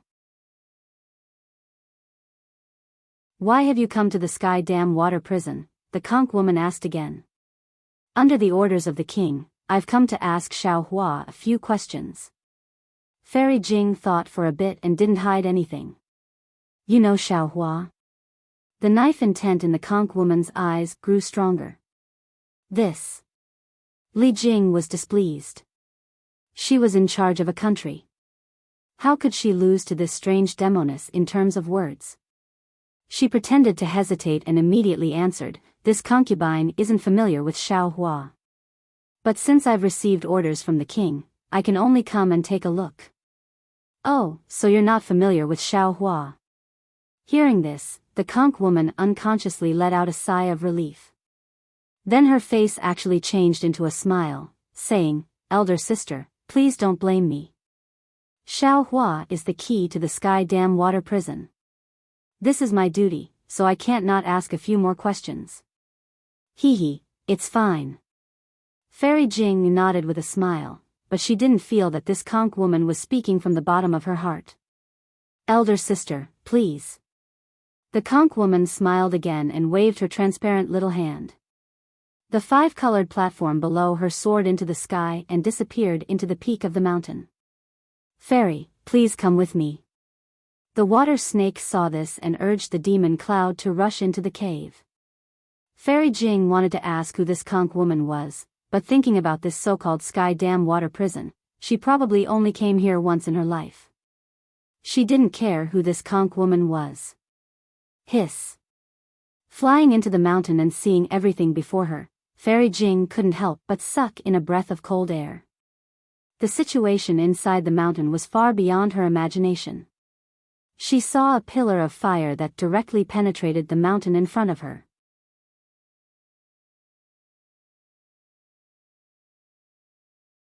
Chapter 43-51. The magma and flames inside the pillar of fire roared like crazy, and a series of muffled thunderclaps came from the pillar of fire.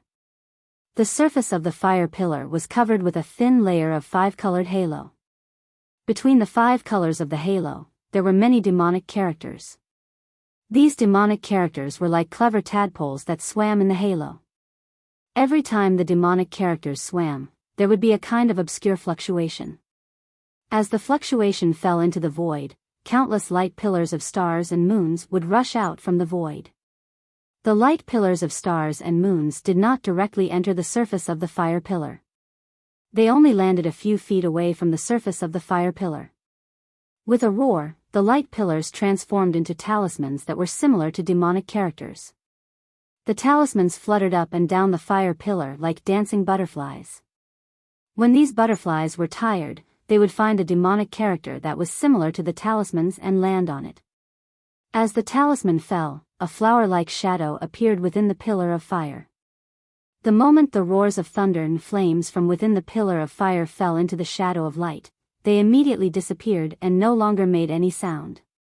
The sound of the magma and flames inside the pillar of light was blocked by the demonic runes, but the scorching heat couldn't be completely blocked. Although there was a gap of several hundred feet between the mountain and the pillar of fire, this gap was almost negligible. A heat that ordinary cultivators couldn't resist forced Fairy Jing to use her magic power to resist. "Fairy, please wait a moment." The water snake seemed to dislike the heat and immediately stopped when it reached the side of the fire pillar. It turned its head and took out a piece of animal skin. After spitting out a mouthful of demonic chi, the animal skin turned into a fish and fell between the mountain peak and the fire pillar. "Uh-huh." Fairy Jing nodded and released her divine sense. She wanted to look through the entire pillar of fire. However, just as she released her divine sense, she felt a burning pain from her divine sense. She was shocked and quickly withdrew her divine sense. She looked at the pillar of fire in horror and knew how powerful the demonic formation here was. Just at this moment, about 1,000 feet to the right of Fairy Jing, a tortoise-like demon was dragged out of a cave by a few shell-type demon beasts. The tortoise's shell was shattered, and demonic blood flowed out from the cracks and dripped into the air. The demonic blood only dripped for about 10 feet before disappearing into nothingness. A few shellfish demons flew towards the fire pillar for a moment and then stopped. At the same time, they activated their demon powers and threw the tortoise demon towards the fire pillar. At the same time, a shellfish monster gently waved a small flag in his hand. As the demonic light from the small flag fell into the fire pillar, a small vortex appeared in the light of the fire pillar. Countless demonic runes spiraled out of the vortex and covered the turtle demon. He dragged the tortoise towards the fire pillar. "Ah!" As soon as the tortoise monster touched the surface of the fire pillar, it immediately let out a heart-wrenching scream. Following the scream, a wisp of flame rushed out of the fire pillar and fell into the vortex. In an instant, the tortoise monster was burned to ash. When the whirlpool fell into the fire pillar, the few shellfish monsters put away the small flag and flew back into the cave and disappeared. "Sigh, how is this the heavenly dam water prison? This is clearly the fire pillar hell." Fairy Jing only took a glance and couldn't help but sigh. What was strange was that she looked down at the bottom of the fire pillar with uneasiness. A sense of worry and uneasiness came from the depths of her heart. Just at this moment, a gust of wind came from the edge of Fairy Jing's vision and arrived before her in just a few breaths. "Oh. Mid-stage 4th grade origin energy. And, the origin intent is actually not afraid of being burned by the fire pillar." Fairy Jing was startled and couldn't help but think to herself.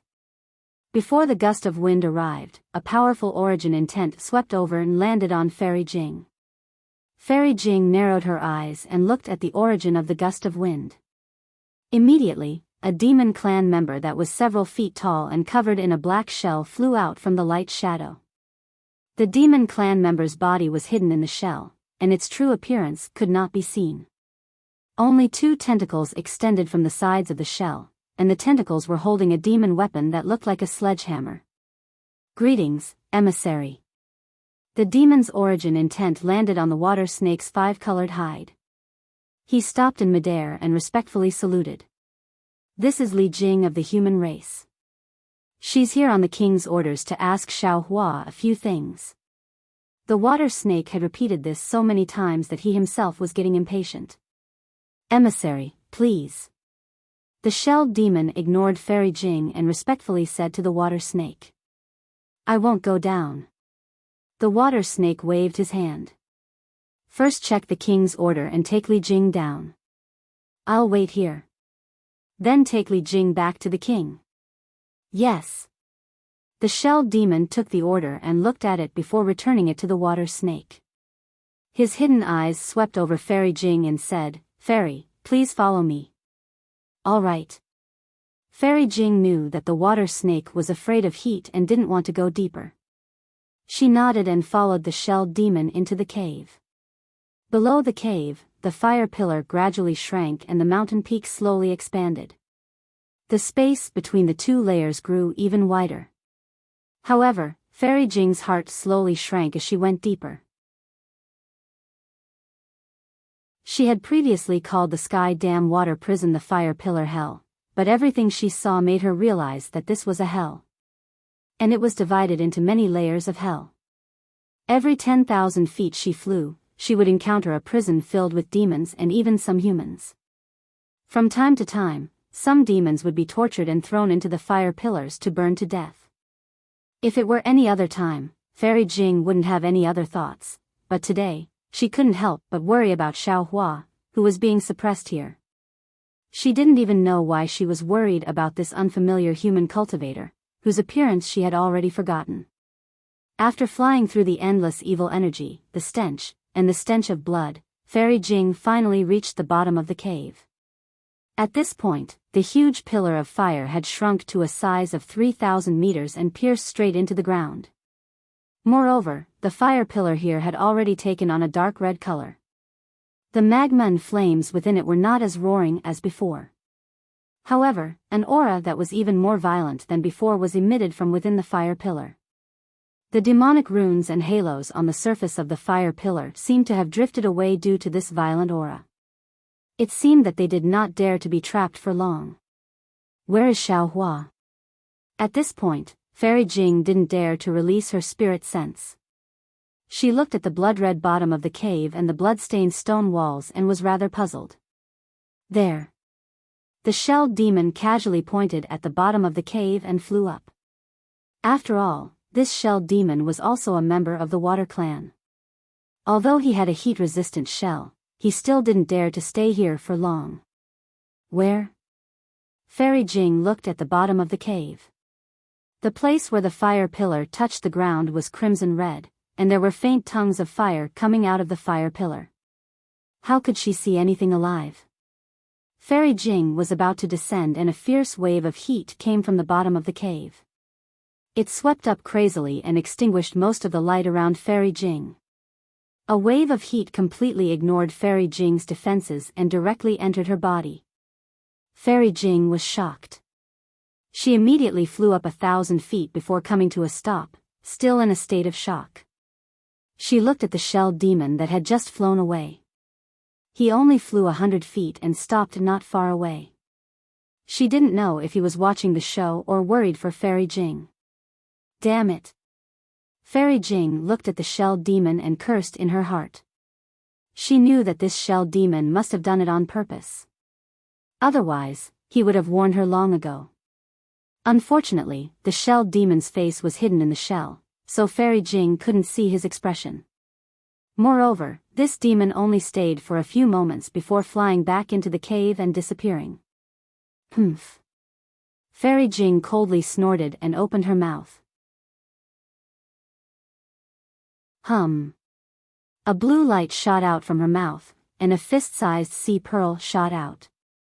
Fairy Jing formed a seal with both hands and struck the sea pearl with several seals. The Sea Clan member landed on top of Fairy Jing's head, and a cluster of water light shot out from the sea pearl. Zzz. With a series of sounds, the water light collided with the surrounding blood-red heat waves. In a few breaths, the water light protected Fairy Jing in a cool and refreshing environment. Fairy Jing looked at the watery light that seemed to be breathing in the heat wave. She then urged her magic power and flew down the fire pillar. However, as Fairy Jing went deeper, the sizzling sounds from the water became more and more intense. Fairy Jing's heart began to feel uneasy again. Although she didn't remember Xiao Hua's situation, she knew very well that the human cultivators she knew, how strong could they be? She couldn't hold on even with her magic treasure. That human cultivator was suppressed here by the Demon King for more than 100 years. What kind of torture did he suffer? How did he survive 100 years of torment? However, even at this moment, Fairy Jing still didn't understand why she had no impression of Xiao Hua, but why did she miss Xiao Hua? She rushed into the flames around the fire pillar and rubbed her hands. Her magic power spread out and a torrent of blue water appeared on the sea pearl and rushed to the bottom of the fire pillar. Shwa! A burst of water mist appeared.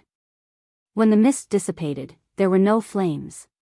Fairy Jing saw a black shadow that was as large as a bull being suppressed by the fire pillar. Sai. Fairy Jing was shocked again.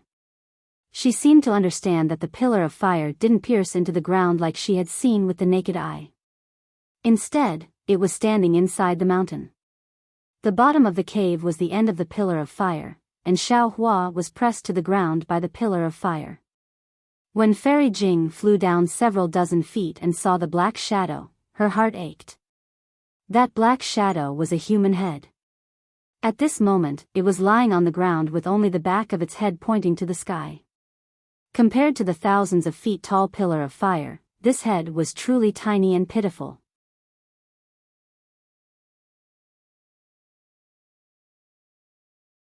Chapter 43-52. Xiao Hua?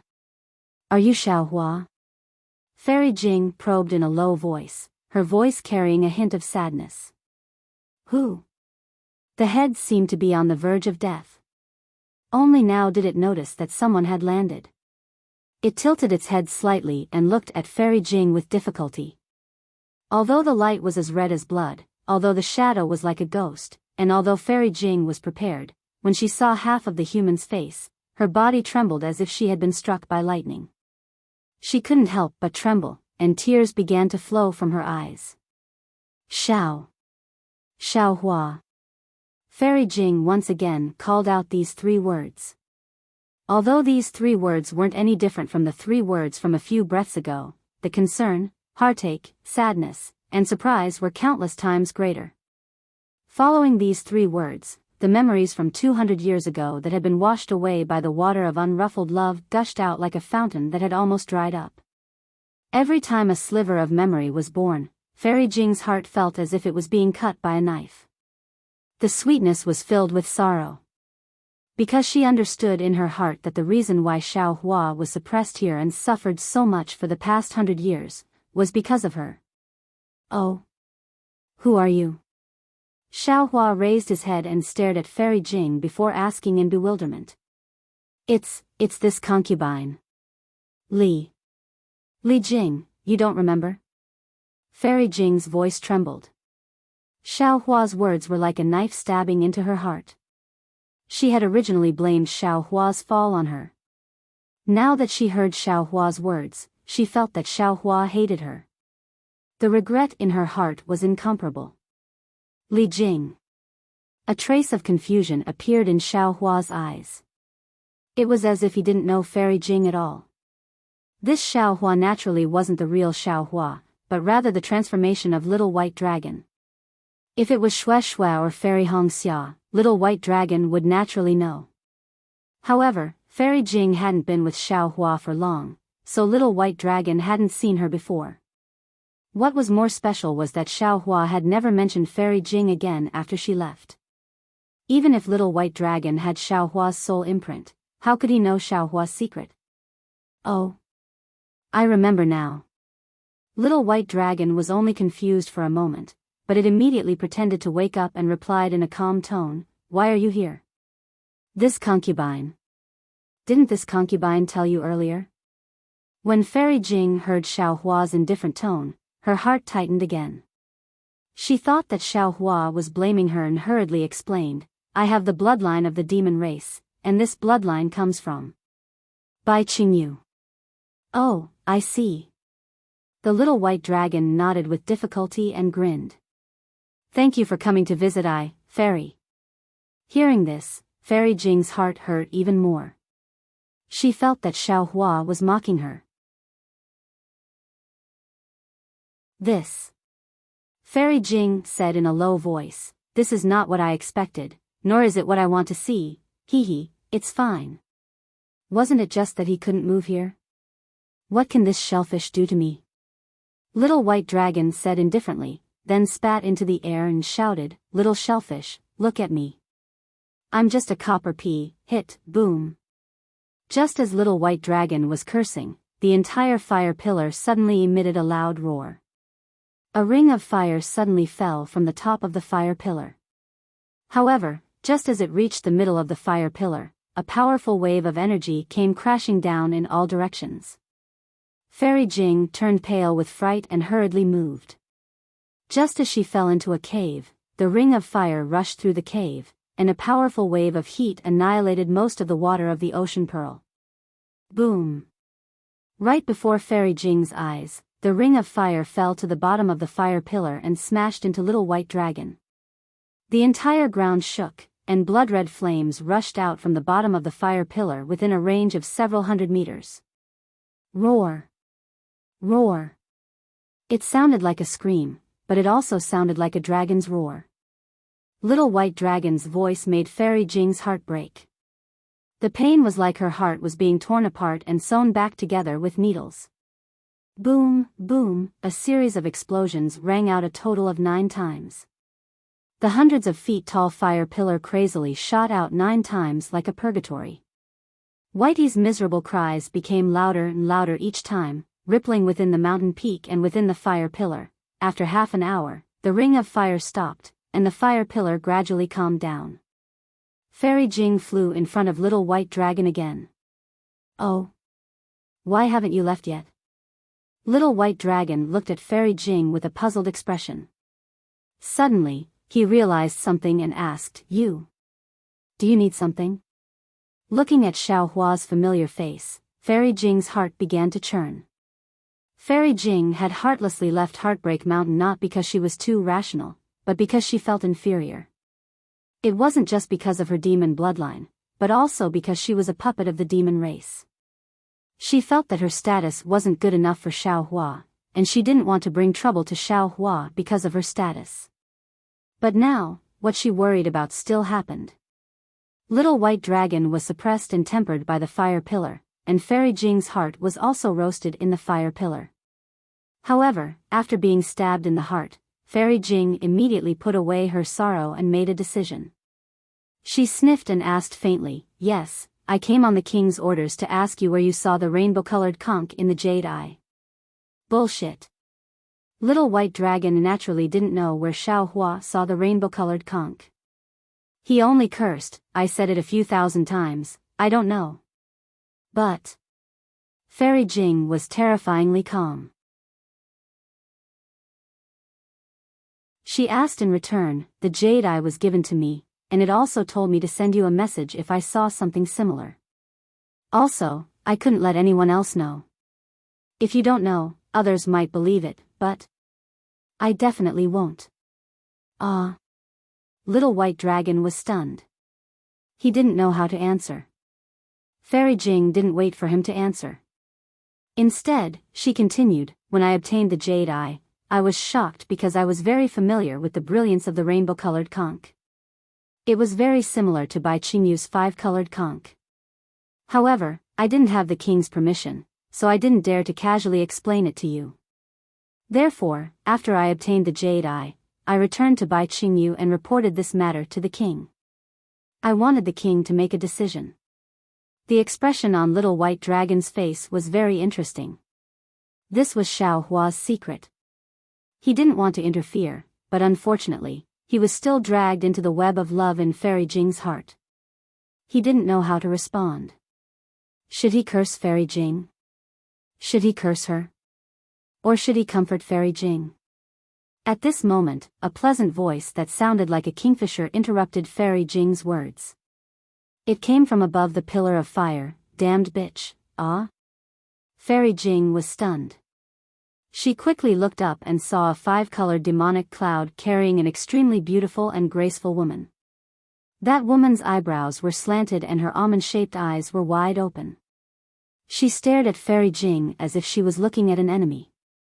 She didn't even wait for her to come close before cursing, "If it wasn't for you, how could Xiao Hua be suppressed here? You actually have the face to interrogate me? Look at your withered appearance. You still dare to act pitiful here? If I were Xiao Hua, I would definitely drown you with my spit. Who are you? Fairy Jing's scar had been exposed, so she was extremely angry.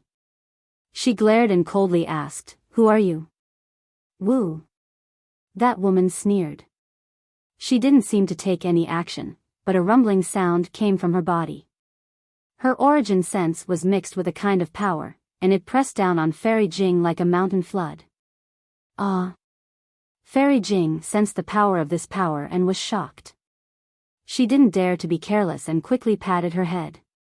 Woo! She released the pressure of a nascent soul cultivator, wanting to resist. Boom! A loud sound came from the empty mountain peak. Fairy Jing's figure was sent flying like an autumn leaf. When she landed, the blood on her face suddenly surged and then retreated. Her face was deathly pale. 6th grade origin force. Fairy Jing's eyes were filled with shock. She was clear that this woman's pressure was immediately withdrawn when it touched her.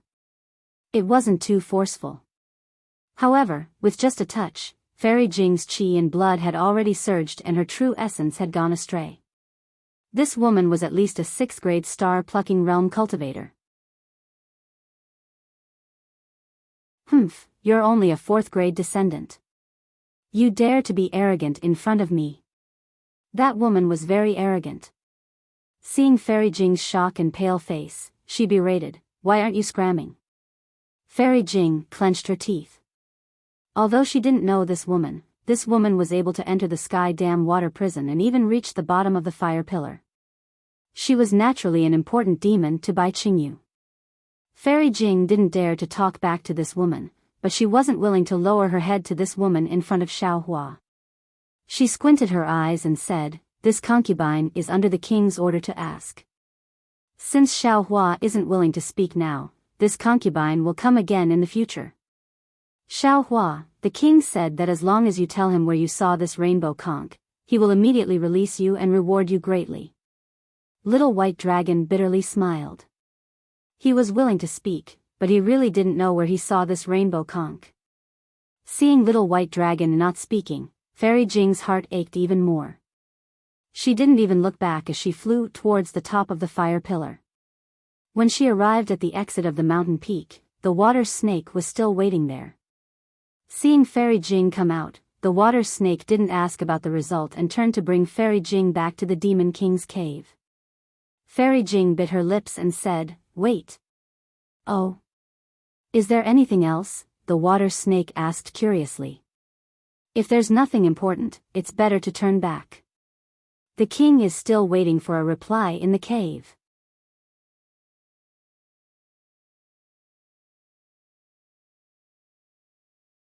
Chapter 43-53. I didn't get anything out of him. If I go back and report this to the king, I'm afraid I'll be scolded. Fairy Jing lowered her eyebrows and timidly replied, Leave the king's order here and report back to the Demon King's cave. I'll go down in a few days and ask again. What do you think? The water snake only pondered for a moment before handing the 5-colored beast skin to Fairy Jing. It nodded and said, That's good. The king has been troubled by this matter. If Fairy Jing can get something out of him, not to mention once or twice, even 10 times would be a great merit. Fairy Jing nodded absent-mindedly and took the beast skin. She flew to the left side of the mountain. The water snake didn't suspect anything and returned to the Demon King's cave to report. At the bottom of the Heavenly Dam water prison, the woman saw that Fairy Jing had lost all face and left in a sorry state. She let out a cold snort and said, You're only a human, yet you dare to steal my lover. After saying that, the woman landed in front of Little White Dragon. She looked at Little White Dragon and said coldly, What? Do you feel bad? When did you get this old lover? She caused you to be like this and you still treat her like this? You can't even bear to say a harsh word to her? None of your business. The Little White Dragon let out a cold snort and ignored the woman. Ioyo. When the woman saw that the Little White Dragon was angry, she immediately turned into water and jumped before the Little White Dragon. She coquettishly said, When you were looking at the moon with me, you called me little sweetie. Now that the new person has surpassed the old, you're actually ignoring me. Bullshit. The little white dragon looked up and cursed. When will you see the moon here? How could I call you little sweetie? So you want to see the moon? That's great, I've always wanted you to accompany me. The woman was pleasantly surprised. She raised her hand and took out a 5-colored flag. When she waved the flag, the stone wall at the mountain peak immediately disappeared. However, it was noon outside the mountain peak, so where did the moon come from? The woman was a bit busy and quickly said, don't rush, don't rush. Although she told him not to rush, her actions didn't seem to be in a rush at all. He hurriedly waved the flag and restored the mountain wall to its original state. Then, he opened his mouth and spat out a mouthful of green light. The green light rushed into the sky and turned into a green full moon. The faint brilliance of the moon sprinkled down like moonlight, brightly illuminating the blood-red flames. The little white dragon soldier was unmoved. It looked at Yu Hua indifferently and said coldly, what do you mean by this? Are you trying to show off in front of me? Xiao Lang, how would I dare? The woman was shocked. She quickly opened her mouth and swallowed the green light. She said, wait a little longer. It will be night in a few hours. At this point, a strange expression appeared on the woman's face, as if she was about to cry. What? Little white dragon chided. If you don't let me see the moonlight, darling Xiao. The woman was on the verge of tears. Today seems to be the 3rd day of the lunar month. There's no moon, humph. Little white dragon didn't say anything. It only snorted coldly. However, this sound was like thunder in the woman's ears. She hurriedly said, darling Xiao, it's all my fault. Don't be angry with me. Actually, I just casually taught her a lesson. I didn't mean to hurt her, and I'm not jealous.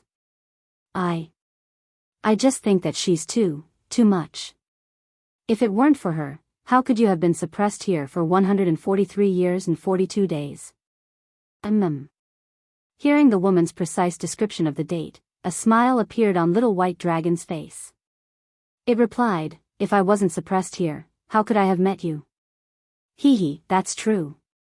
When the woman saw little white dragon smile, she was happier than anything else. She hurriedly flew up from the ground.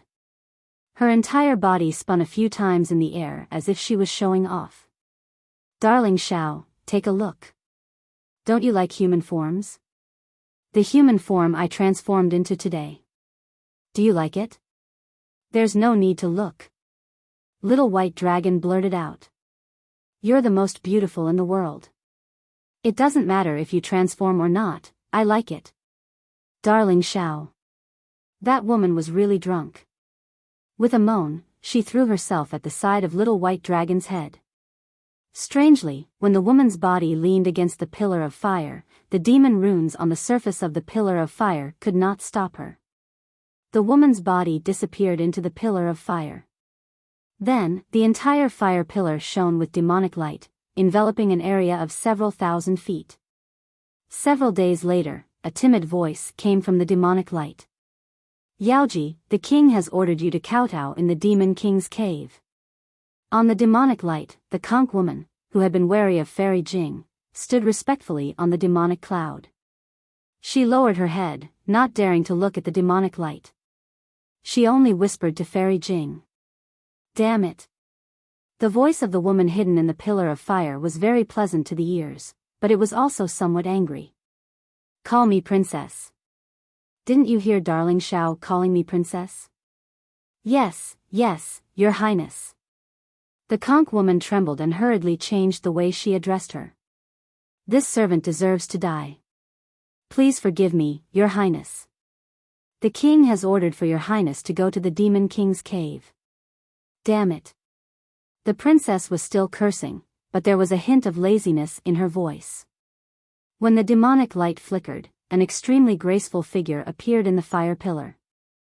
The curves of this delicate body were indescribably seductive, especially at her abdomen, where there was a bulge.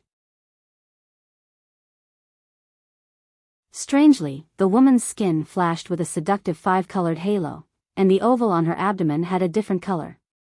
Humph. Little White Dragon didn't miss the opportunity to snort.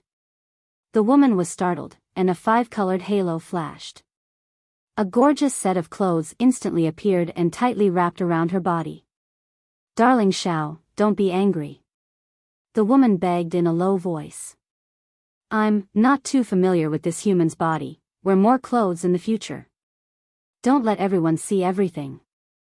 Little White Dragon shouted in an imposing manner. The woman replied in a delicate voice, "Yes, darling Xiao, hurry up and scram." Little White Dragon roared again. The woman wasn't ashamed of Little White Dragon's scolding. Instead, she smiled sweetly and kissed Little White Dragon's cheek before flying into the air. Looking at the conch girl, she asked coldly, "Who sent the message?" "It's that bitch from a few days ago." The conch girl said indignantly, "She must have said something to the king, and that's why the king summoned Princess Yao for questioning. She doesn't want to live anymore." The woman was furious. "How dare she ruin my plans? I'm going to skin her, pull out her tendons, and let her know how powerful I am." As she spoke, the woman's body flashed with 5-colored demonic light, and she flew toward the mountain's exit. "Io, princess, wait for me." Although the conch girl called out, she didn't fly high. Instead, she strangely turned her head and looked at Little White Dragon.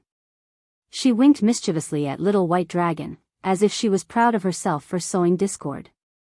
Humph. Little White Dragon raised its head with a lazy smile on its face, but its brows were filled with disdain.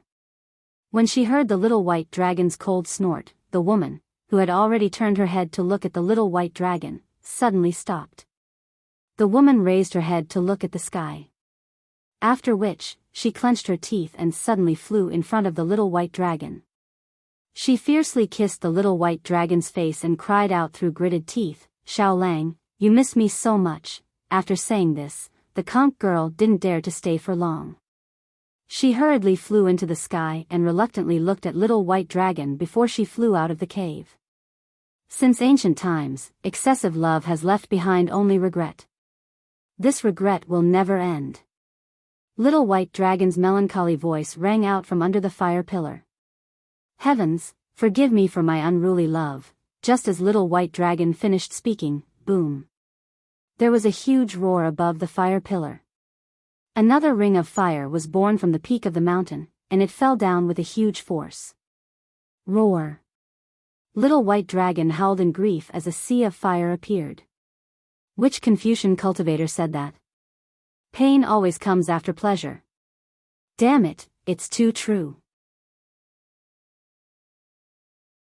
The Little White Dragon's sorrowful wails and recitation naturally could not reach the exit of the mountain. However, a figure stood at the exit, watching the endless rings of fire descend. His eyes were already filled with tears, and an indescribable sense of remorse appeared between his brows. When the ring of fire disappeared, this figure immediately took out a 5-colored beast skin and rushed to the bottom of the fire pillar without hesitation. This figure was Xiao Hua's acquaintance, but Little White Dragon didn't know who Fairy Jing was. Outside of the swamp where the Demon King's cave was located, the sky was covered with red clouds. Thin strands of lightning were faintly discernible between the clouds. The muffled sound of thunder was covered by the loud whistling sound of the wind. The wind became stronger and stronger, blowing away the withered grass and breaking the trees. Even the gravel was blown into the air. It was truly a scene of flying sand and rolling stones. The clouds were low and lightning flashed. Crackle. Raindrops mixed with hail began to wreak havoc between heaven and earth. Ga. An eagle's cry came from the horizon. The red clouds that covered the horizon suddenly rolled. A golden-winged great peng that was several hundred meters in size spread its flashing lightning wings and revealed its figure in the clouds. This golden-winged great peng flapped its wings and a hurricane suddenly appeared. The dense red clouds were immediately blown away by the hurricane and a passage several li in size appeared in the clouds. Rumble. Several bolts of lightning fell and hit the back of the golden-winged great peng. Boom. Hundreds of demon characters rushed out from the back of the golden-winged great peng. They flickered with golden light and turned into a faint bird shape to block the lightning. Then, the lightning turned into threads of lightning that fell between the golden-winged great peng's wings. Woo! The golden-winged great peng flapped its wings again and crossed several li in an instant.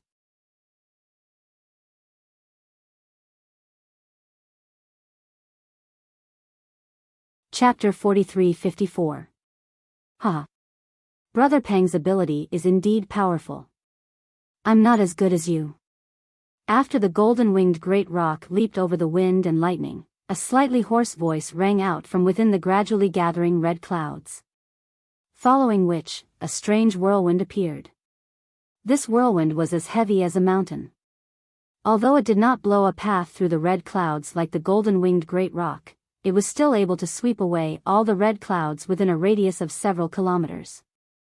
Within the whirlwind, a strange demonic beast revealed itself. This demonic beast looked like a dragon, but it was much smaller than a real dragon.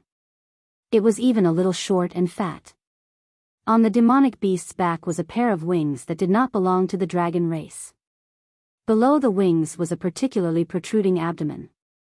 However, on the demonic beast's head was a single horn that was extremely similar to a dragon's. In the lightning, it gave off an indescribable halo. We are the golden-winged great peng. Wind and thunder are innate remarkable abilities. How can we compare to a flying feather void beast like you? Whether it's wind, thunder, or earth fire, we can calmly escape through them. The golden-winged great peng's loud laughter sounded. Although it was humble, its tone was not without pride. Heh. The flying feather void beast smiled. Its short and fat body trembled slightly, and the wings on its back flashed. Strange ripples suddenly appeared in the space within the whirlwind. These ripples landed on the flying feather void beast's body, and the flying feather void beast instantly disappeared. A light mark like a wing flashed faintly through the red clouds, and it quickly surpassed the golden-winged great peng. Damn it! The golden-winged great peng yelled. I didn't plan to compete with you. What's the point of surpassing me? As he spoke, the golden-winged great peng flapped its wings again and chased forward amidst the lightning and wind. The two demonic beasts seemed to be even faster than the wind and thunder. In less than half a meal's time, they had already surpassed the area covered by the wind and thunder. A golden light flashed in the golden-winged great peng's eyes as it looked towards the ground. Then, a powerful origin thought swept towards a swamp like a mountain. Boom! Just as the golden-winged great peng's origin thought swept across the swamp, a pillar of light shot up into the sky. When the pillar of light landed in front of the golden-winged great peng's head, Bai Qingyu's body flashed with a five-colored halo as she appeared within the pillar of light. Brother Peng, brother and I. Demon King Bai Qingyu's shellfish, which was hundreds of meters long, a strange voice came from within the shellfish. Peng, peng, peng, great peng's peng. As soon as Demon King Bai Qingyu's voice fell, a layer of spatial ripples appeared above his head. Bai Qingyu didn't dare to delay and hurriedly moved aside. The flying feather Nikong beast's figure appeared amidst the spatial distortion. Its wings were still flapping slightly. Bai Qing. The flying feather Nikong beast laughed and said, the two of us had already set off. However, we received a message from Peng Sage. It seemed to be related to the seventh great sage, so I followed Peng Jun back to Veiling Sky Ridge. Oh? Bai Qingyu was startled and hurriedly asked, Ni Quan, who is the seventh great sage of our demonic beasts? The flying feather Nikong beast's expression didn't change. He raised his hand and pointed at the golden-winged great peng who had stopped behind him. You'll have to ask Peng Jun about that. When the golden-winged great Peng Jun saw that the flying feather Nikong beast had surpassed him, a trace of displeasure appeared on his face. When he saw Ni Quan pointing at him, he said coldly, my ancestor didn't say who it was. How do you want me to tell you? Bai Qing smiled and said, this isn't the place to talk. Two demonic brothers, please come to my Demon King cave for a chat. Please. Ni Quan smiled and glanced at Peng Jun. After a moment of politeness, he followed Bai Qing and descended. The three demonic beasts entered the Demon King cave and took their seats. The water tribe served a banquet. Before the banquet started, Peng Jun looked around and asked curiously, "Brother Bai, where's your brother? Why didn't he come out? Could it be that he was defeated by me last time and doesn't dare to come see me? Who knows where he went?" Bai Qing glanced at Peng Jun unhappily. "After being defeated by you last time, he didn't return to Bai Qingyu. It seems that he heard that one of his descendants got into trouble, so he went to take a look. It's either the hidden immortal continent or the Western Paradise." "Huh, he's really bold." Peng Jun smiled and didn't ask any more. Then, the three raised their cups and drank. After chatting for a while, Bai Qing looked at Peng Jun again and said with a smile, "Brother Peng, I wonder what message Peng Sage sent you? Can you tell me?"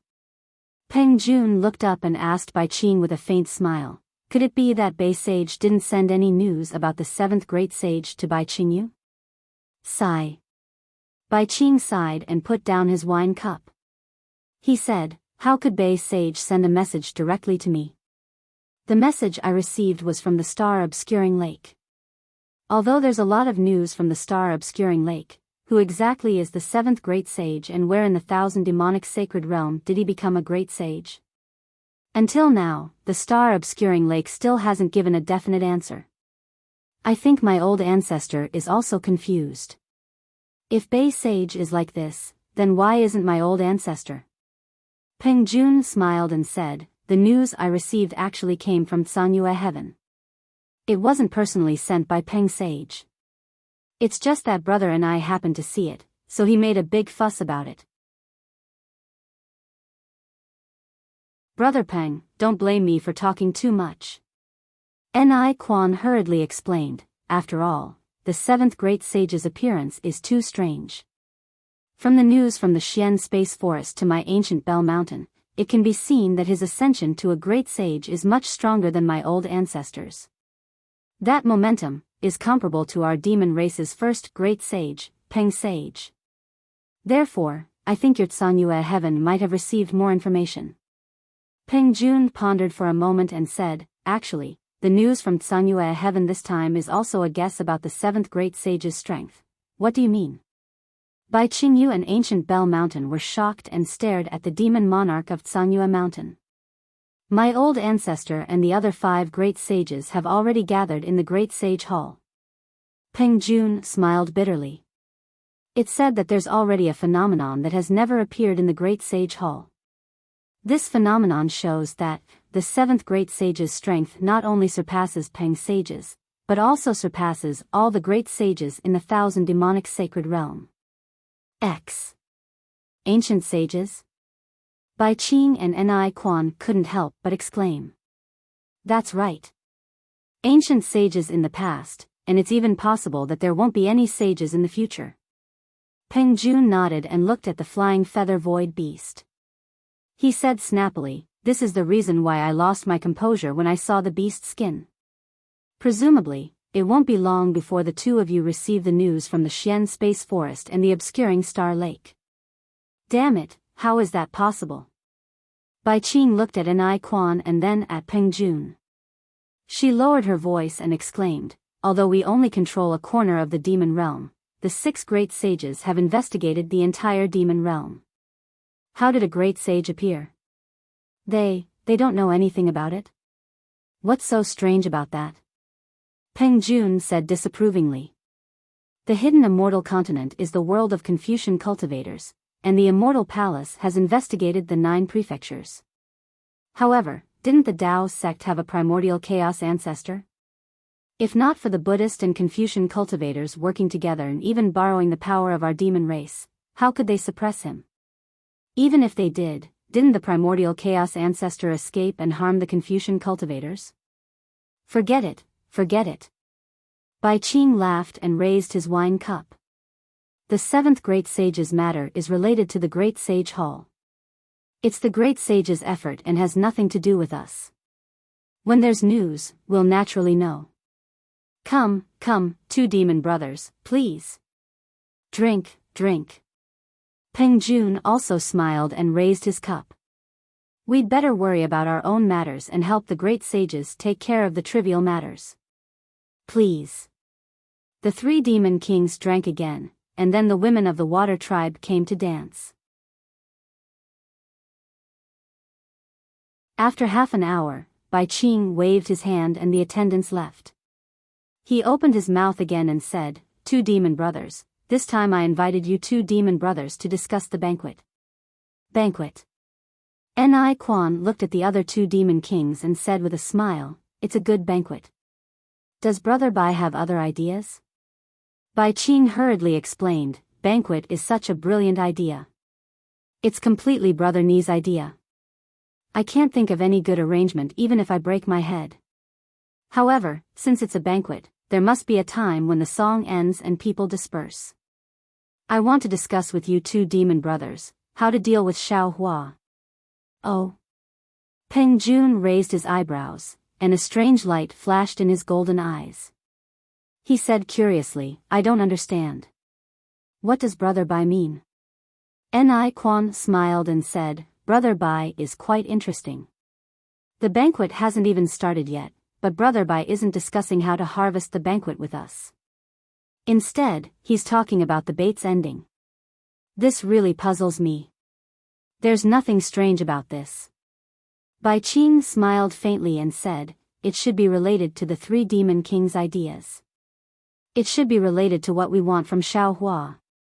Hearing this, Ni Quan smiled and looked at Bai Qing. He asked, "Since Brother Bai mentioned your idea and purpose, I also want to ask something. Back then, when Xiao Hua came to my ancient Bell Mountain, he was a good friend of a human descendant of my ancient Bell Mountain. He seemed to have nothing to do with my demon race. I don't know why Brother Bai suddenly set a trap for me after hearing the name of this human. You used an ordinary demon weapon to exchange for my sleeve. Only then did you capture Xiao Hua and bring him to Bai Qingyu to be suppressed. Of course, I was very puzzled after that. I started to look for news of Xiao Hua everywhere. Only then did I find out that Xiao Hua was actually the dragon master conferred by the Dragon Island.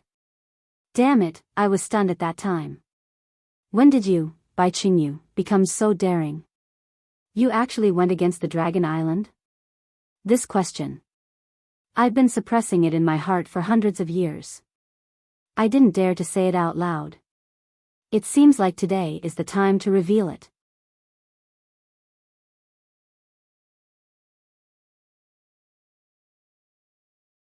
Chapter 43-55. Hearing this, Bai Qing sneered in his heart.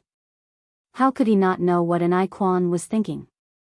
He even felt that before he made a move to capture Xiao Hua, Ni Quan should have already known that Xiao Hua was the Dragon Island's Dragon Master.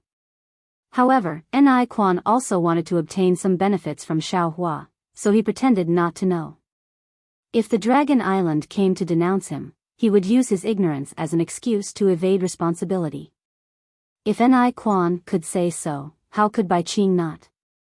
He replied with a sad face, "This old man also didn't know at that time. It wasn't until Xiao Hua was suppressed in the Heavenly Dam water prison that this old man got the news. At that time, this old man was already in a difficult position. So, when the two demon brothers came to discuss with this old man again, this old man agreed without hesitation.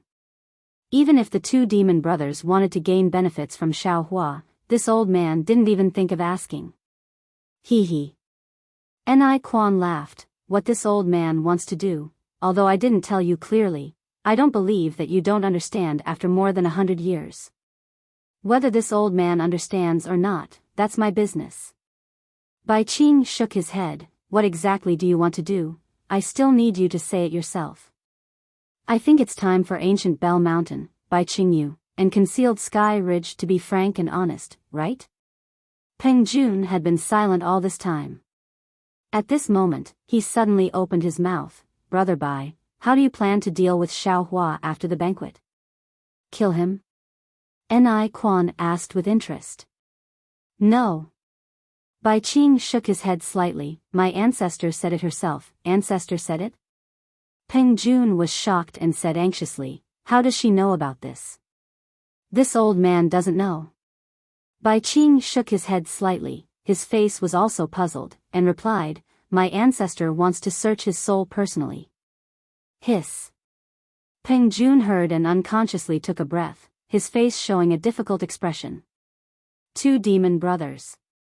Bai Qing saw that Peng Jun was in a difficult position and understood what he was thinking. She said, actually, I wanted to search your soul several decades ago.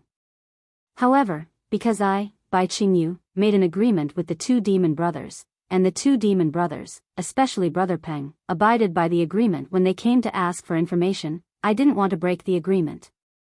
This time, I'm discussing the banquet with Brother Peng because of my ancestors' words. I want to make a final effort for you two demon brothers. Sigh, this old man understands. Peng Jun said with a sigh. Many thanks, Brother Bai. Let's do as Brother Bai says. Since the old ancestor has spoken, this old man will have to answer to Tsang Yu Tian when I return. All right. Seeing that Peng Jun had agreed, Bai Qing heaved a sigh of relief and looked at Ni Quan. What about Brother Ni? I don't care. Ni Quan said with a smile, this old man just thinks highly of Xiao Hua's power in the hidden immortal mainland. I want to support him to be the representative of ancient Bell Mountain. You also know that my ancient Bell Mountain is not like Bai Qingyu and concealed Sky Ridge. We don't control much power in the hidden immortal mainland. This Xiao Hua is a Dao sect cultivator, and he happens to be on good terms with a human descendant of my ancient Bell Mountain. If we use him, we can save a lot of energy. I even heard from my human descendant that this guy's strength may be comparable to Grand Mist Ancestor in the future. That's why this old man made a previous agreement with you. If you don't need Xiao Hua, then search his soul. Even if you kill him, it doesn't matter. My human descendant already has a way to deal with this. Bai Qingyu glanced at Ni Quan and said with a smile, your ancient Bell Mountain really has a good idea. This Xiao Hua does have some foundation in the hidden immortal mainland.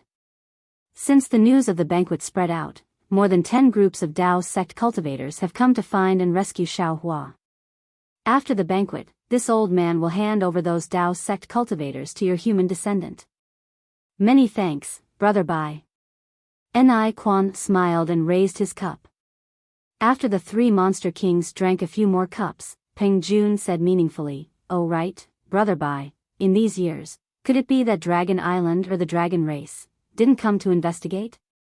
AI, yes. Bai Qingyu sighed, Xiao Hua is the Dragon Master of the Dragon Race.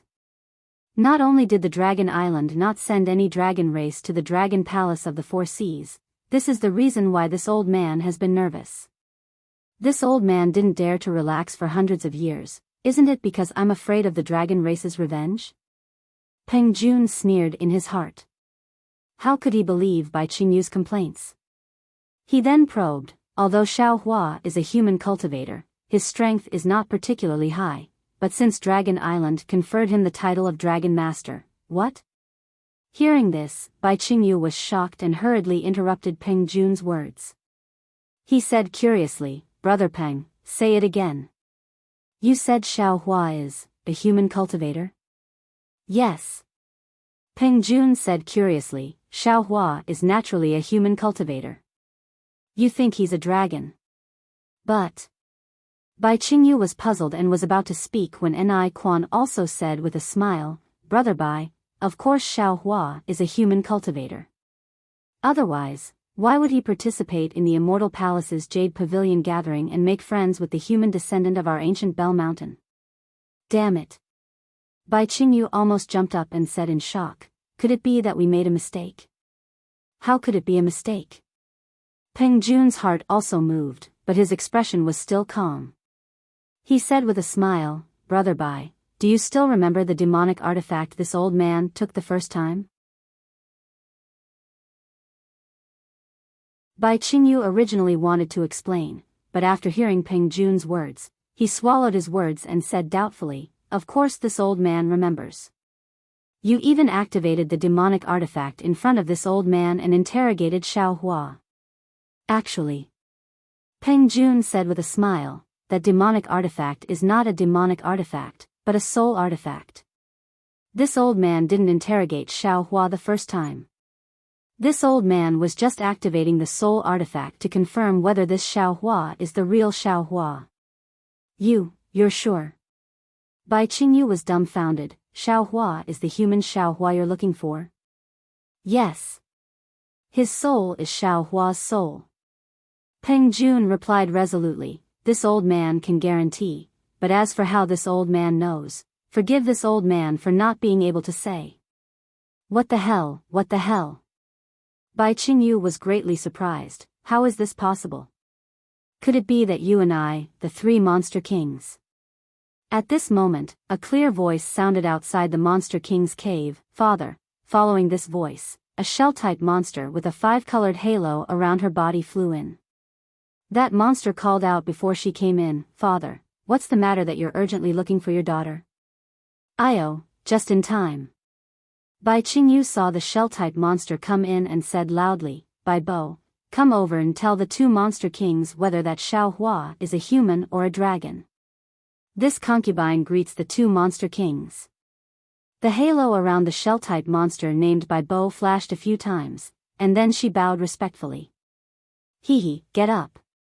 Ni Quan was the least anxious. With a wave of his hand, he helped Bai Bo up and said with a smile, Brother Bai is so lucky. Your Bai Qingyu Xiao Ji has only not seen you for a few decades, and your strength has increased by a lot. I'm afraid you're about to reach the sun-devouring realm, right? Your Majesty praises me too much. Bai Bo said with a smile, this concubine is only at the star-plucking realm. There's still a long way to go before I reach the sun-devouring realm. This is my Tsanyue Heaven's monster core. It's most useful for the star-plucking realm water clan. Just keep it. Peng Jun was somewhat impatient. He raised his hand and took out a pill from the universe ring and handed it to Bai Bo, saying, Tell this king whether that Xiao Hua is a human or a dragon. Thank you, Your Majesty. Jade Wave happily accepted the medicinal pill, then swept a glance at his father and said, Xiao Hua is originally from the dragon race. How can he be a human? How is this possible? Not only did Peng Jun roar, even Ni Quan turned pale with fright. He looked at Bai Qing and shouted, Brother Bai, how is this possible? Could it be that we three monster kings have schemed for hundreds of years, but in the end, we still can't figure out whether Xiao Hua is a human or a dragon? Whether Xiao Hua is a human or a dragon, it doesn't matter at all. Bai Bo was very puzzled. What this old man wants has nothing to do with whether he's a human or a dragon. Moreover, since Xiao Hua is Dragon Island's dragon master, he's naturally a dragon. What's so strange about this? Wrong. Ni Quan waved his hand and said, Xiao Hua is a Dao sect cultivator. He participated in the Jade Pavilion gathering and even proclaimed himself as a king in Black Wind Ridge. He was once a country's teacher. How can he be a dragon? At this point, Ni Quan seemed to have some understanding. He pinched his chin and said with a smile, This old man understands. This might be Dragon Island's trick. But it doesn't matter. Whether Xiao Hua is a dragon or a human has nothing to do with my ancient Bell Mountain. Xiao Hua can't be a dragon. He can only be a human. Peng Jun stood up from the ground and spread his wings. This has a lot to do with this old man. Bai Bo. Bai Qing said with a smile, You're in charge of the Sky Dam Water Prison. Tell me, is Xiao Hua a human or a dragon? Xiao Hua is naturally a dragon. Bai Bo said with a smile, Father, is it because of this that you hurriedly called your daughter over from the Sky Dam Water Prison? When did this old man call you over? Bai Qing was stunned and asked back. Damn bitch. Bai Bo immediately realized and cursed, she actually dared to scheme against me. Who? Bai Qing asked curiously. It's that human descendant who took father's Monster King token and went to interrogate Xiao Hua. Bai Bo said while gnashing her teeth. Li Jing. Why is she? Bai Qing said curiously. Before Bai Qing finished speaking, another exclamation came from outside the Monster King cave. King, Yaoji, not good. Something big happened in the Sky Dam water prison. Not good. Hearing that something big happened in the Sky Dam water prison, Bai Bo didn't wait for the water clan outside to finish speaking. She turned into a 5-colored rainbow and flew out of the cave. Bai Bo was naturally worried about her lover. Bai Qing, Ping Jun, and Ni Quan, the 3 monster kings, were even more anxious than her. Seeing that Bai Bo had just left, the 3 monster kings activated their abilities and instantly overtook Bai Bo and rushed towards the Sky Dam water prison.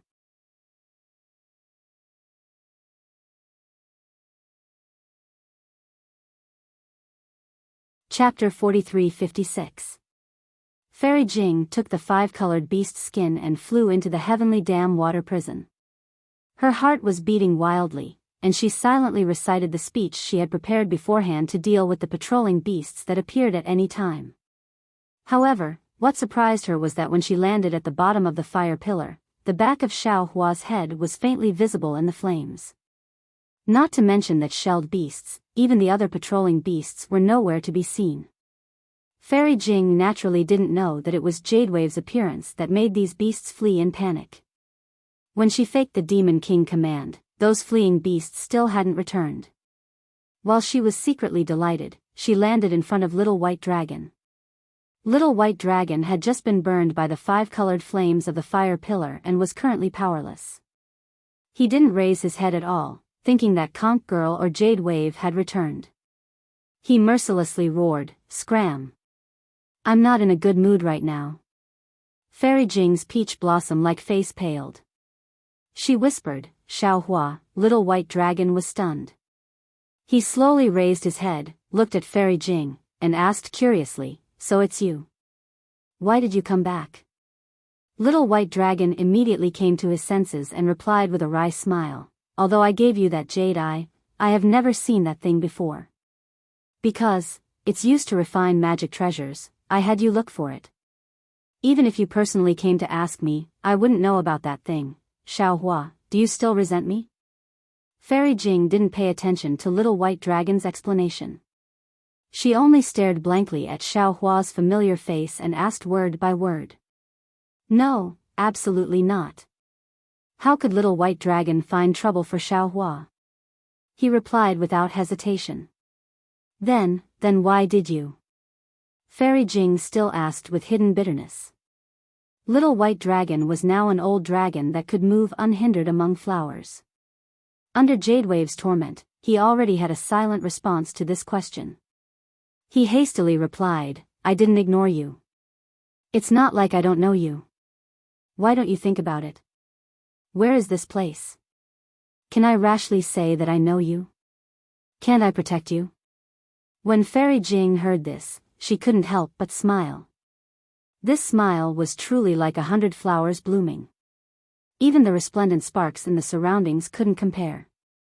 To be able to hear those words from my dear Xiao before leaving this filthy world, this concubine is already perfectly satisfied. Although Fairy Jing's tone was exceptionally calm, her gaze was fixed on Xiao Hua as she muttered to herself, "This concubine has lived in this world for so long. Apart from Xiao Hua, this concubine has never met another person as pure as Xiao Hua, who is as pure as crystal."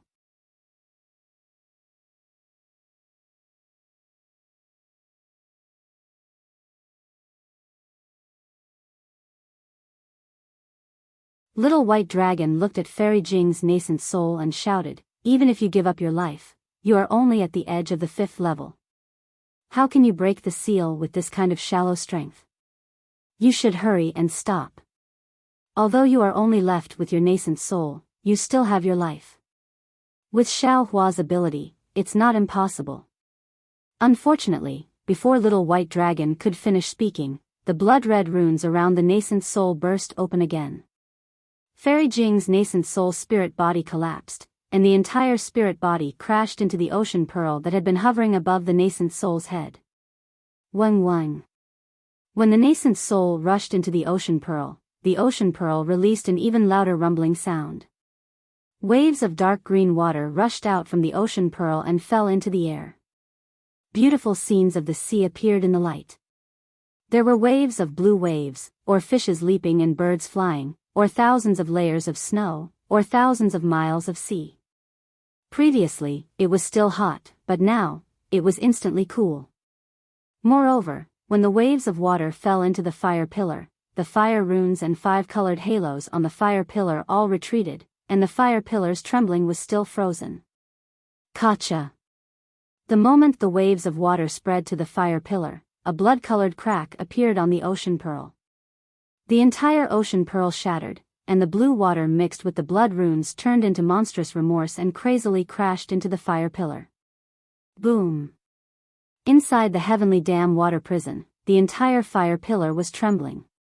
It was as if the raging fire had succumbed to Fairy Jing's remorse. Wherever the blue water touched, a loud rumbling sound could be heard. The red fire pillar was frozen inch by inch. What was special was that at the bottom of the pillar of fire that was suppressing the little white dragon, the threads of blood dyed the entire pillar of fire.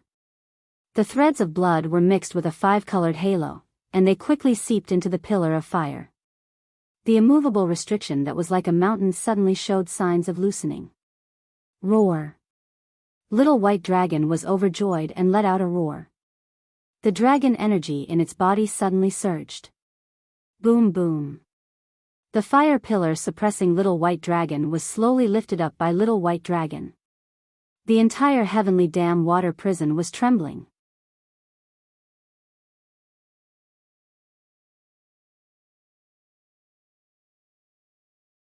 Chapter 43-57. Damn it! How could such a large commotion from the bottom of the fire pillar not attract the attention of the demon race? The armored demon appeared out of nowhere. Seeing the situation, he couldn't help but curse. His body quickly swayed and his armored demon body suddenly grew to several hundred feet in size. The shelled demon didn't fly to the fire pillar. Instead, it went straight to the top of the mountain. Its entire body spun quickly. The 5-colored halo around its body shone brightly. It turned into a pillar of light that fell into the fire pillar. Woo! Where the 5-colored halo landed, the fire pillar responded. All of the 5-colored runes flowed on the surface of the fire pillar and rushed down the fire pillar. As the runes rushed in, the flames and runes that had been frozen by Fairy Jing's sea pearl began to jump again. Break! The shelled demon had just calmed down when he heard a dragon voice coming from below the pillar of fire. Immediately after, countless strands of fire-type origin energy rushed down the mountain. A ball of golden light quickly appeared in the crimson and dark green light. Damn it! The demonic beast could feel the power of this golden light and could not help but grumble bitterly. Just as it was about to activate its divine ability, boom! At this moment, the golden light suddenly exploded and the entire fire pillar started to collapse from the bottom. At the same time, the mountain peak of the Heaven Dam water prison started to shake violently. Humph. Just at this moment, a cold snort came from the distance. Following this sound, a 5-colored light pillar more than 100 feet large smashed into the fire pillar. Rumble. With a series of rumbles, the 5-colored halo fell from the surface of the fire pillar to the bottom. Wherever the halo passed, whether it was the green water, the blood strands, or even the golden light, all of them were destroyed as easily as crushing dry weeds. The entire fire pillar instantly stabilized. My king! The armored demon race was overjoyed as it fell to the ground and shouted, "This little one deserves to die, fuck." Just as it was about to break free, the shackles that had just been broken through came crashing down again. The little white dragon sighed as its body was once again suppressed by the pillar of fire.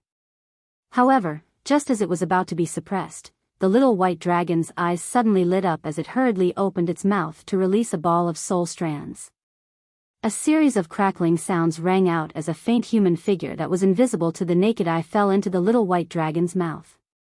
Damn it! Seeing that the fire pillar had finally stabilized and the entire Heaven Dam water prison was no longer shaking, Demon King Bai Qing's figure appeared from the five-colored light pillar. Although the Demon King's expression couldn't be seen clearly, his tone was abnormally angry. It was clear that he felt like he had lost face in front of the other two Demon Kings.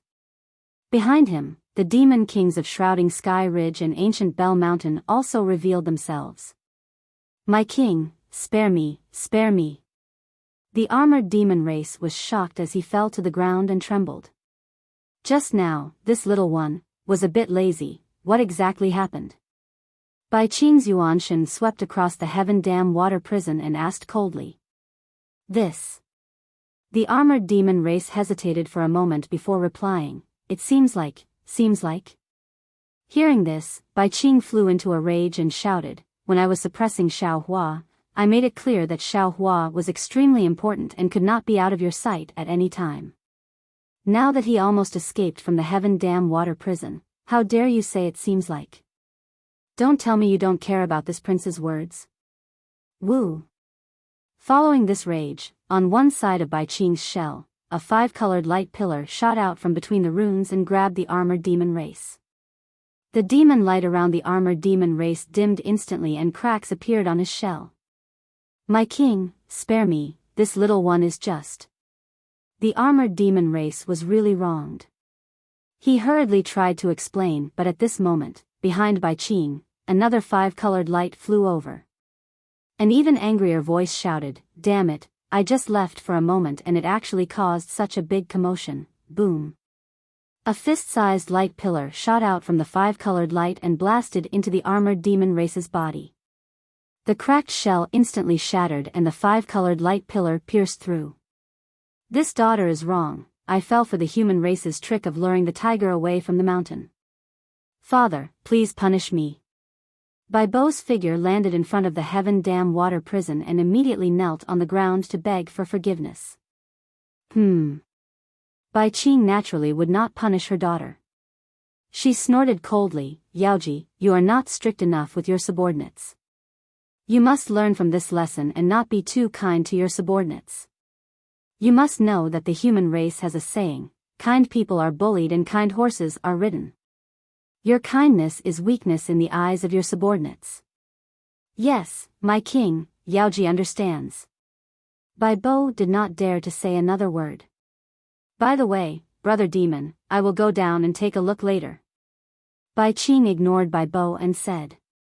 "Hee hee." Peng Jun laughed and said, "We will wait for a moment. Brother Bai, please set up the restriction first." "Brother Peng, you must be joking." Bai Qing said a little awkwardly, "Previously, it was because we were too suspicious that we made such a big joke. At this point, if I set up the restriction again, wouldn't that be slapping my own face? Two demon brothers, please." Then, the three demon kings landed at the bottom of the fire pillar.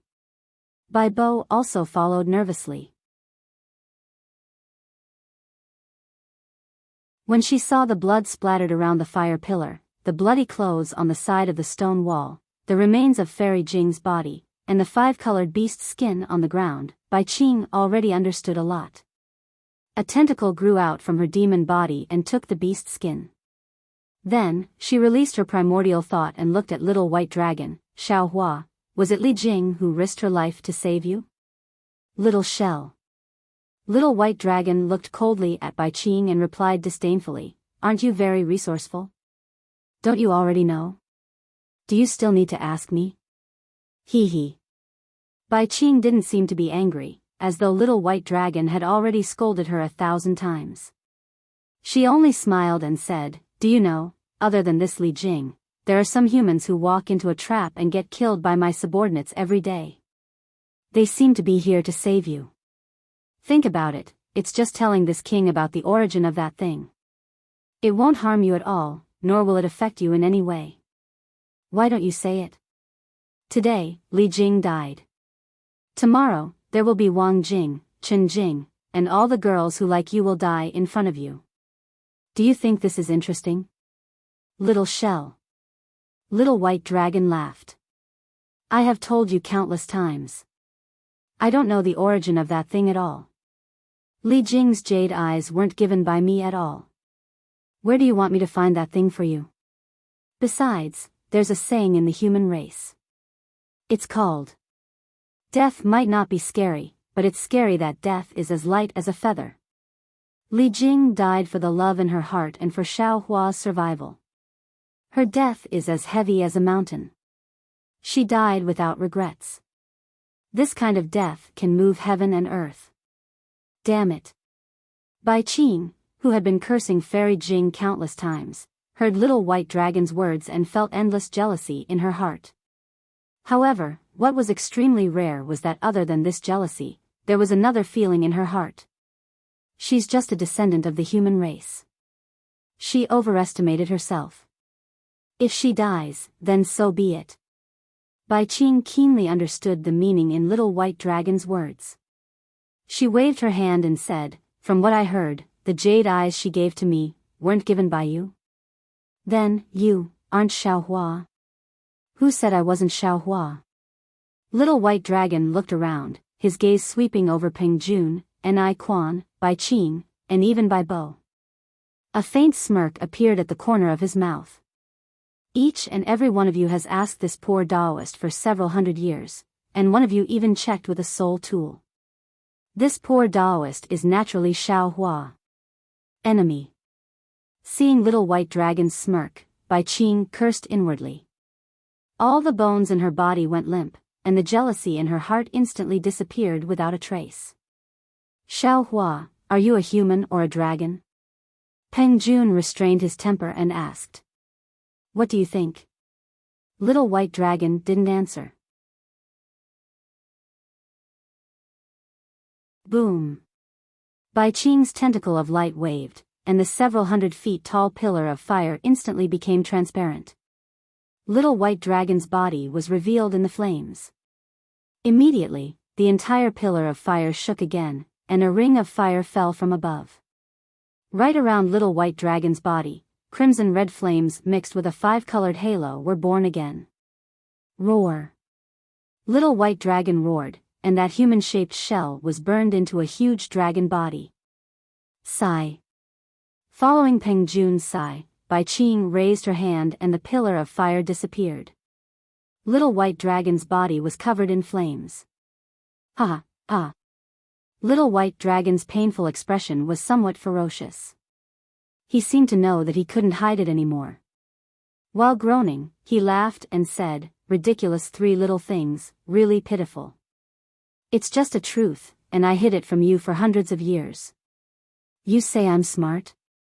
Or you're stupid? What do you two demon brothers say?" Bai Qing ignored little white dragon's sarcasm and turned to ask Peng Jun and Ni Quan. Ni Quan's expression didn't change, and he replied indifferently, "I don't care.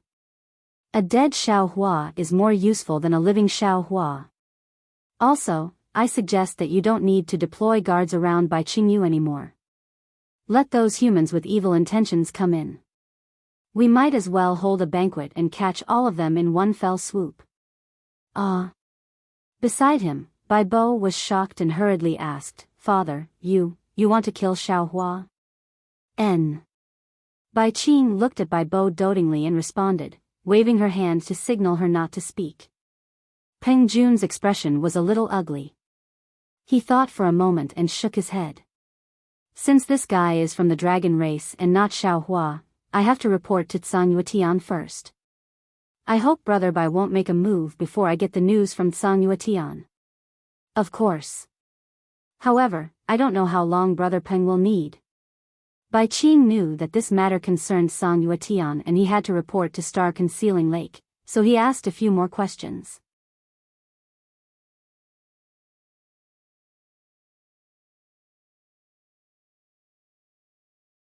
Chapter 43-58.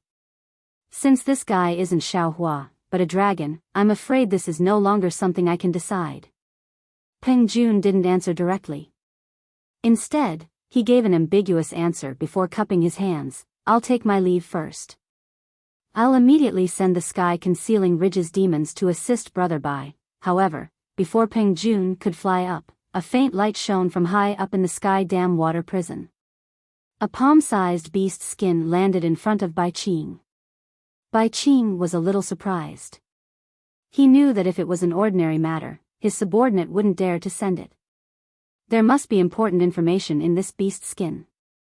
Bai Qing nodded slightly at Peng Jun, and his consciousness entered the beast skin. Peng Jun was displeased. He cupped his hands at Ni Quan. Brother Ni, are you coming with me? Or will you stay in Bai Qingyu for a few days? Before Ni Quan could answer, Bai Qing's tone turned cold, and he said in a low voice, "Are you two demon brothers leaving now? The Dragon Island's envoy is here." Hiss. Peng Jun and Ni Quan both sucked in a breath of cold air and exclaimed, "Dragon Island actually really sent an envoy over?" "That's right." Bai Qing answered, "The Dragon Envoy is 100 miles away from me." "Hee, is the Dragon Envoy waiting for us to welcome him?" Peng Jun sneered, "The Dragon Island is really arrogant." "Not only that." Bai Qing waved the beast skin in his hand and smiled. "The Dragon Envoy said that if I, Bai Qingyu, suppress the Dragon Master of the Dragon Clan, he'll definitely massacre Bai Qingyu." "Brother Bai, are you scared?" Peng Jun asked with a faint smile. "If it was yesterday." Bai Qing smiled, and answered, "I would have already flown to the star-concealing lake to ask for help. But today, what do I have to be scared of? I even want to know, if this guy isn't Xiao Hua, then who is he? What's his relationship with the Dragon Master and Xiao Hua? Even if it was yesterday, would Brother Bai run away?" Ni Quan asked with a smile. "Of course." Bai Qing said seriously, "After the 1,000 Demons Sacred Realm, the Great Sage Hall doesn't fear the Dragon Island. Even the Star-Concealing Lake has to avoid the Dragon Envoy of the Dragon Island. Unless Xian Kong Forest isn't scared?" Scared, how can I not be scared?" Ni Quan hurriedly replied, "The Dragon Island is the island of the Dragon Clan. It commands all the dragon clans in the world. No one dares to disobey. Although there are many demon clans in the 1,000 Demons Sacred Realm, which demon clan can compare to the Dragon Clan? Let's not talk about Dragon Island's orders. Even if it's the Dragon Palace of the Four Seas orders, few demons in the 1,000 Demons Sacred Realm would dare to disobey, right?" Bai Qing said with a smile. "That might not be the case."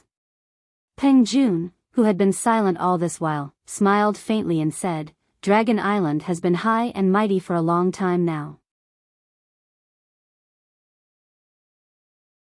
I'm afraid it's no longer down to earth. If not for the support of the Dragon Palace of the Four Seas." When he spoke up to this point, Peng Jun stopped. On the other hand, Ni Quan blinked his eyes and smiled. "Brother Peng, what do you mean by that? Forgive me for being inferior to the human race, but I can't understand the meaning behind it." This old man didn't say anything. How could Peng Jun say anything else? He looked at Bai Qing and smiled. "Brother Bai, are you going to leave the Dragon Envoy of Dragon Island outside?" Bai Qing looked at the two demon kings and smiled. How would this old man dare to neglect the Dragon Envoy? "Aren't I waiting for the two demon brothers to come with me to welcome the Dragon Envoy of Dragon Island? Let's go together, let's go together." Ni Quan smiled. "Previously, because we didn't speak frankly, we actually let this guy hide it for so long. Now is the crucial moment. If we don't work together, how can there be any trust in the future?" "Indeed." Peng Jun nodded. "If it's just Bai Qingyu alone, the Dragon Envoy of Dragon Island might not care. Bai Qingyu, Ancient Bell Mountain, and Sky Concealing Ridge might not be in the Dragon Envoy's eyes, but what about Star Concealing Lake, Xian Space Forest, and Sangyu Heaven? This old man doesn't know. If Brother Peng wants to know, you can ask the Dragon Envoy of Dragon Island." Bai Qing laughed loudly and flew to the exit of the Heavenly Dam Water Prison. Peng Jun and Ni Quan also caught up. Bai Qing's body moved a little. He looked at the little white dragon, but in the end, he didn't follow. After the three demon kings left, that conch girl flew over timidly. Looking at Bai Qing, she lowered her head and didn't dare to speak. Darling Xiao. Bai Qing looked at the little white dragon's face and didn't know what to say. He only called out and then hesitated. You're actually not Xiao Hua. You've deceived me for so many years. Alas, Bai Qing. The little white dragon sighed. It's not that I want to hide it from you, but I don't want to make things difficult for you. If you knew that I'm not Xiao Hua, what would you do? Hide it from that little shell, or tell it? Besides, whether I'm Xiao Hua or not, it doesn't matter. I still only have you in my heart. Humph. A sweet smile appeared at the corner of Bai Bo's mouth, but she still snorted coldly. What little shell? That's my demon king, Bai Qingyu's father. Speaking until here, her gaze was like lightning. She glanced at the conch girl and said, Do you only have me in your heart? If it's only me, I'll kill this little slut right now. Yao. No, your highness, spare me. The conch girl's expression changed greatly, and she hurriedly knelt down in midair. What's the point of this? The little white dragon said in a low voice. I won't live for more than a few days anyway. Why do you have to make my heart ache? Bai Qing pursed her lips, not knowing what she was thinking. She then asked, that human slut just now, did she really die to save Xiao Hua?